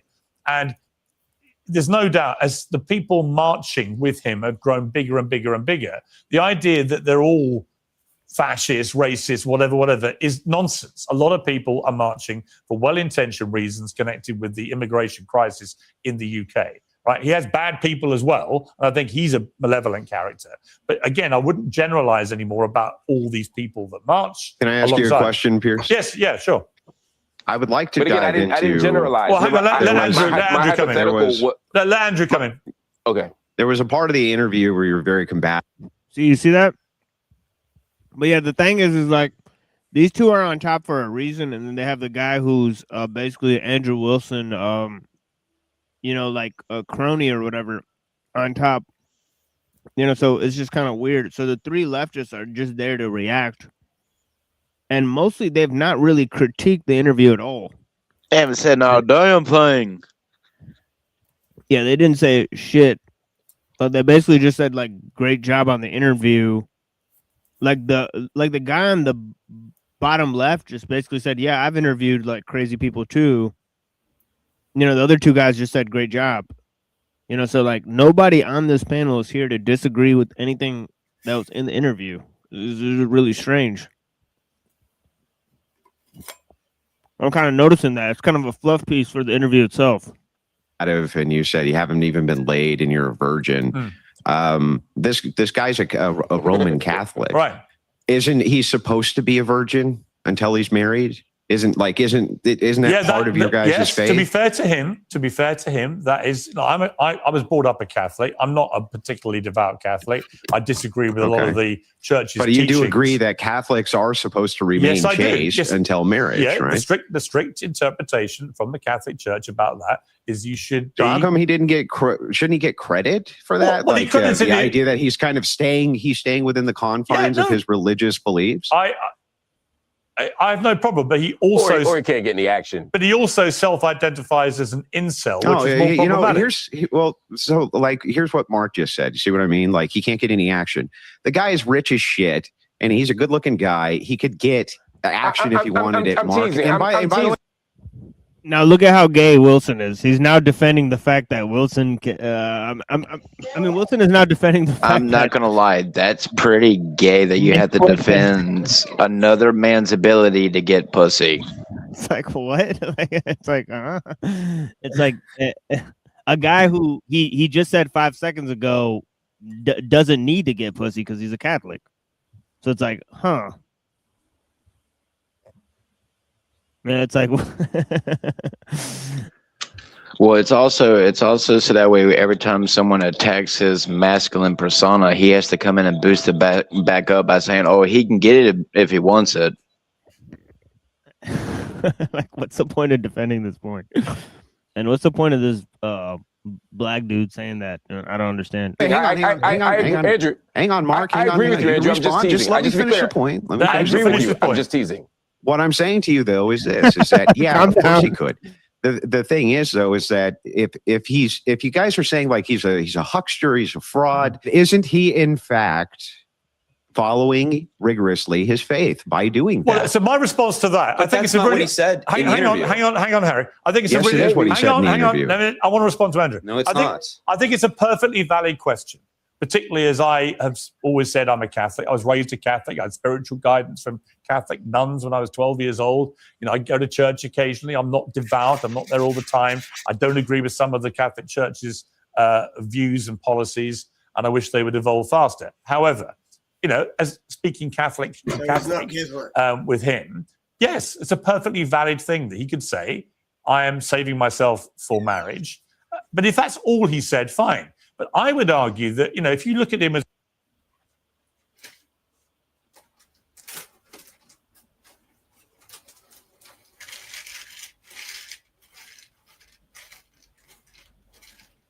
a Christian, for example, how many of his other views are compatible with being a Christian? Right? His view on the priesthood, his for overt instance, racism was correct. His Jew baiting, his overt racism, the despicable way he talks about women generally, and so on. None of those things are what you would categorize as being a good Christian. Are you Jewish? So, I think you can have dogmatic distinctions with. Well, serious, is Piers Jewish? Why does he have such a problem? He even said his Catholic religion needs to evolve faster. Well, that's one thing that the. Yeah, go ahead. But what the shit? So, oh no, here's my religion that's been around for thousands of years. Now we need it to evolve. Now we need to change it, and it needs to not be that same religion. Like honestly, how ridiculous of a statement is that? Yeah, and like anyone caught it on the on his panel. Yeah, it's like, how stupid do you sound? Because it's like the guy's friends with a bunch of J's.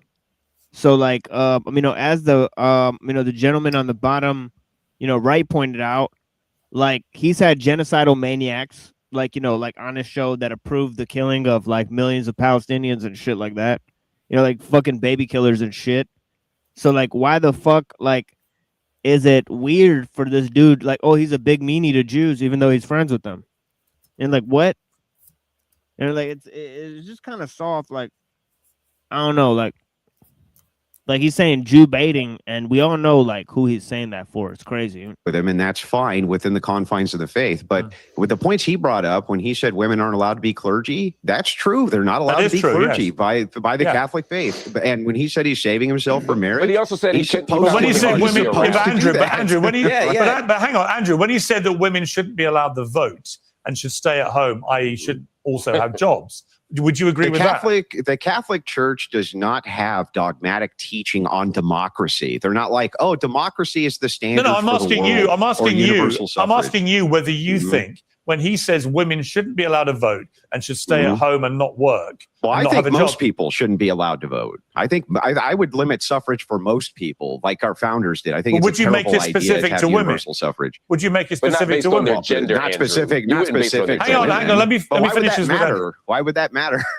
Well, because I do think if you say limit voting, yes. I do think after they've waged 100-year war, for women's equal rights, to then remove one of the wrenching building blocks of that, which is what the suffragettes fought for, the right to vote. I think if you remove that... come on, that whole movement was totally AstroTurf, that's one. And well, two, it won them the right let's to just vote. point this out. There's a good argument from a Christian perspective to make that the husband, the head of the household, should be the one voting. Within his dogma, that would make sense. So there is a Christian case that you could make for that the head of household, the wife, right now, what goes on in Christian households is that the wife is just doubling the vote of the man, right? So this is not against the purview of Fuentes, and it doesn't even sound particularly misogynistic to me. I will not rest at all. I will not sleep until what happened to this lady? Son of a bitch. they're brought to justice permanently. For life, I won't stop. Learning more now. Well, there's one of those. There's one of those white people that's doing great. But all right, so let's. No, what they're doing is myth or too much medication. Now, after a suspicious death investigation has been unfolded, like anyone that's slightly messed up these days is either on drugs or medicated to fuck. Yeah. The problem is, I think meth's actually cheaper than most of the medication.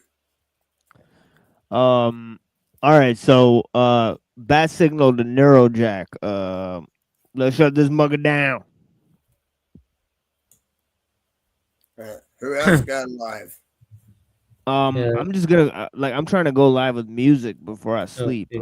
So I should probably try to sleep tonight. See you later.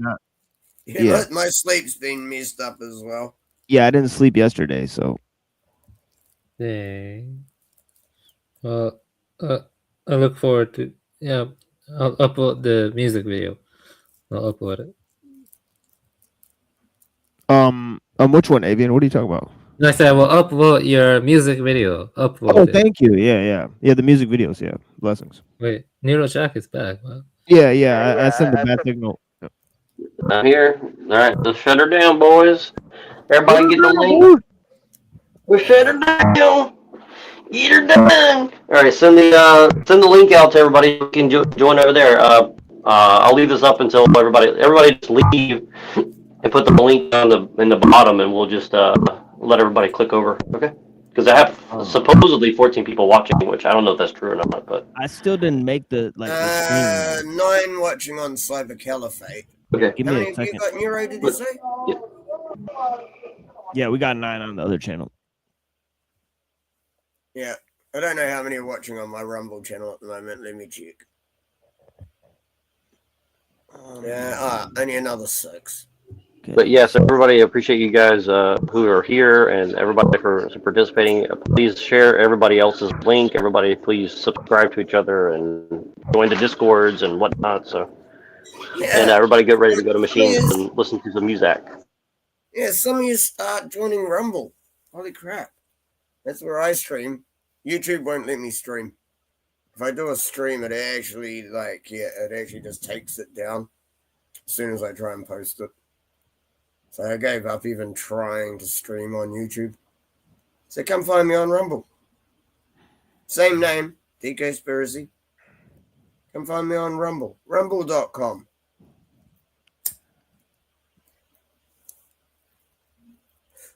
It's going really well. I've only been over there for 7 or 8 weeks now. Almost 8 weeks. You should come over and say hi. Anyway, much love, no fear. Much love, no fear, DK. Blessings.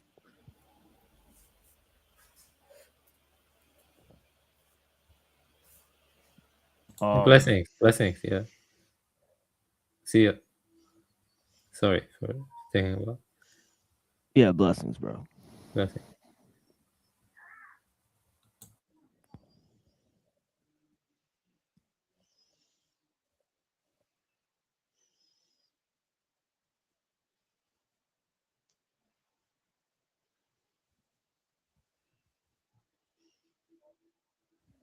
All right,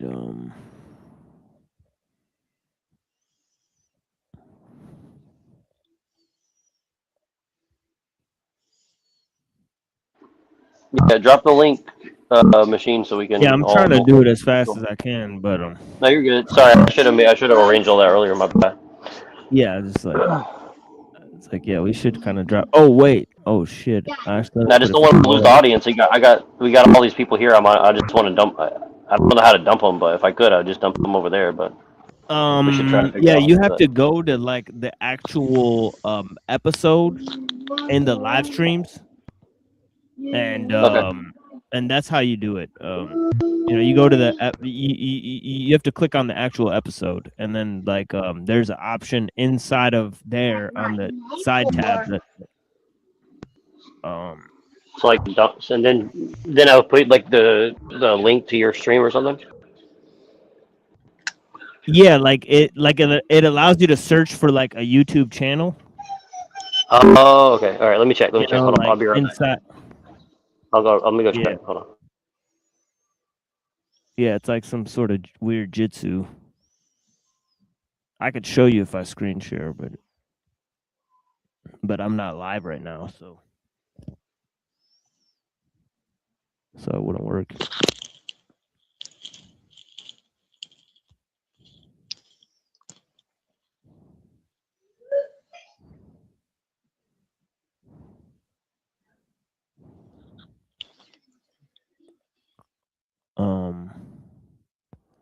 Yeah, and I think I have to start it first. So then you'd have to stay live until I start that shit. It's like this whole thing, bro. So, are you sure? because like I'm gonna have to restart my computer and shit. Honestly, don't care if we lose everyone. It is what it is.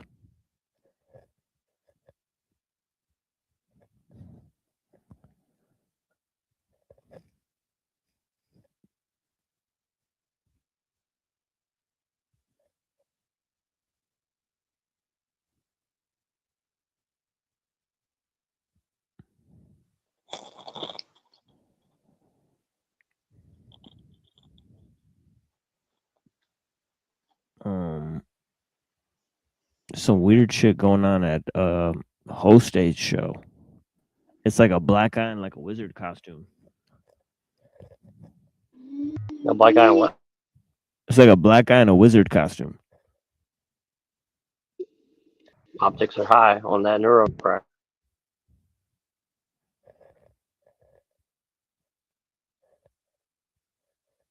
Yeah, it's definitely strange.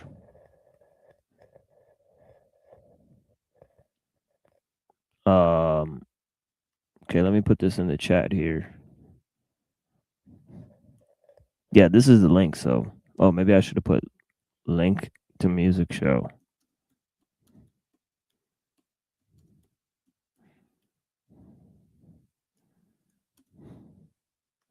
Whoops.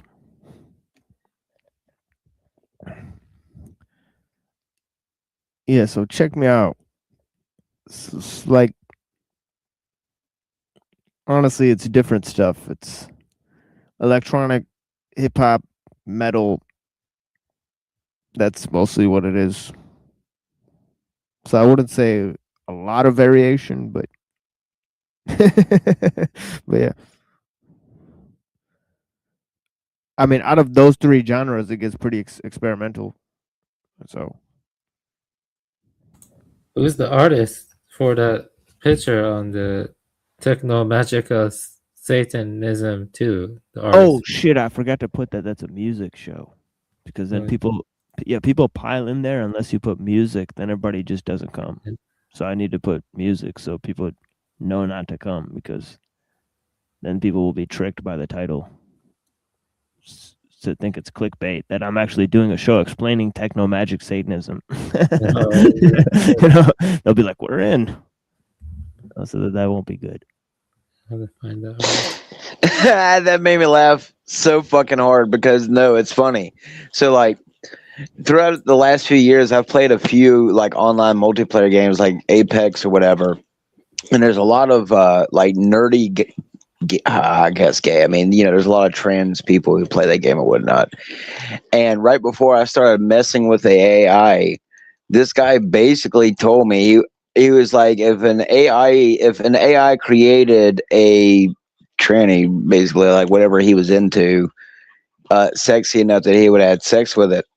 And I'm just thinking over here like, and he knew someone who programmed the game, but you know, it really is astonishing that, you know, a lot of the people who are into that stuff are heavily influenced by lots of types of technology.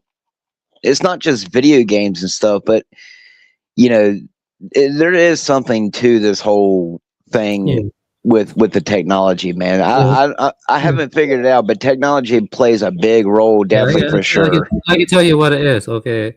You know, there's several reasons to it, but I don't want to make this show go on too long, you know, but my friend, you know, and I've noticed it too, a lot of good computer programmers, they tend to be transsexuals, and they also tend to be good hackers also. So you should be careful. If you use Twitter or something, don't attack the transsexuals too much, because a lot of them are highly autistic and they will hack you if they find out a way to do it. That sounds legit. From my experiences, yeah. And there's another reason too. And you won't believe this other reason. It has to do with anime. You know what I mean? There's like a freaking anime. Oh, I definitely believe that. Yeah. They're into like some very disgusting hentai or disgusting, you know, femboy stuff, or like whatever, like traps and anime, stuff like. I think anime has not been overall a net positive to the Western mind.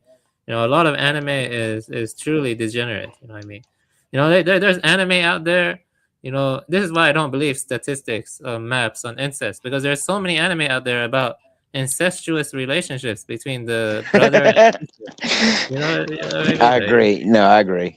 Yeah, it's fucking weird. Yeah, like what the hell? Yeah. Well, I definitely would say technology. Well, not just technology, but the internet was one of the many of Pandora's boxes for sure, allowing every single individual to have almost technically unrestricted access to the internet. It was definitely one of the biggest downfalls, because I know for a fact that, you know, for someone like me, the only way you could get a hold of porn when I was younger was if someone didn't have a magazine or, you know, a VHS, you couldn't watch anything. And nowadays, you know, most sites don't even bother to ask if you're 18. So, you know, at the rate of which anyone can just get a hold of this derogatory, disgusting material, no matter what level it is, you know, that's one of the main reasons why I'm finding no real evidence of being able to really combat any of it. Because, I mean, let's face it, this stuff, there's people from my generation who is influenced by this stuff, who's like those people who we're talking about, compared to someone like me who allegedly was born normal, you know. So, you know, I'm sure there are always many factors that make certain people a certain way, but, you know, technology could be just one of the biggest, well, maybe not pacifiers, but, you know, I don't know. It's definitely a very dangerous water to navigate. As someone who was just messing around with it for fun, you know, I can't imagine what people are really, you know, using this stuff for, and they're, you know, not just daily lives, but, you know, nefariously to, you know, do what they do. So, you know, Yeah, I don't want to mess with it no more. I can tell you that. You know, I wanted to see, like I said, about my generations and a lot of my music videos, except for certain prompts I wanted to use, I allowed the AI to tell me what it wanted to based on the pictures I was giving it. And, you know, a lot of that stuff it made itself. So, you know, I'm a firm believer that, you know, AI doesn't work by itself. And I don't mean through components and algorithms. So, you know, I did my little testing with AI, and I can tell you, you know, stay as far away from it as you can, not just simply because it's making you stupid. I mean, there's a majority of older people. I can tell you a lot of the older people who I know who mess with like Google and stuff. It's basically psyop them. I mean, they will believe whatever Google tells them over what a family member tells them. So, you know, like, what was it you who said earlier, you know, we're in some really unprecedented times, whether or not technology has been around before, like, you know, hope for the best. I'm gonna get the hell off here. I'll catch your music streaming a little bit, TML, but, you know. Yeah. Yeah, it was nice talking to you. Hope you have a good night. You too, man. I'm glad we came around to talk. It's always good to do it. Someone's got to expose this shit, right? Yeah. Right. Yeah, exactly. Yes. Yeah, blessings, Lord. Peace, team. I'll watch your stream in a minute. Yeah, peace on me. I got a lot of LORP videos tonight.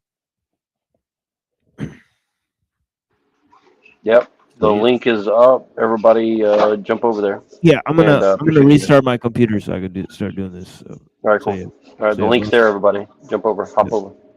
Yeah, all right. Yeah, peace, guys.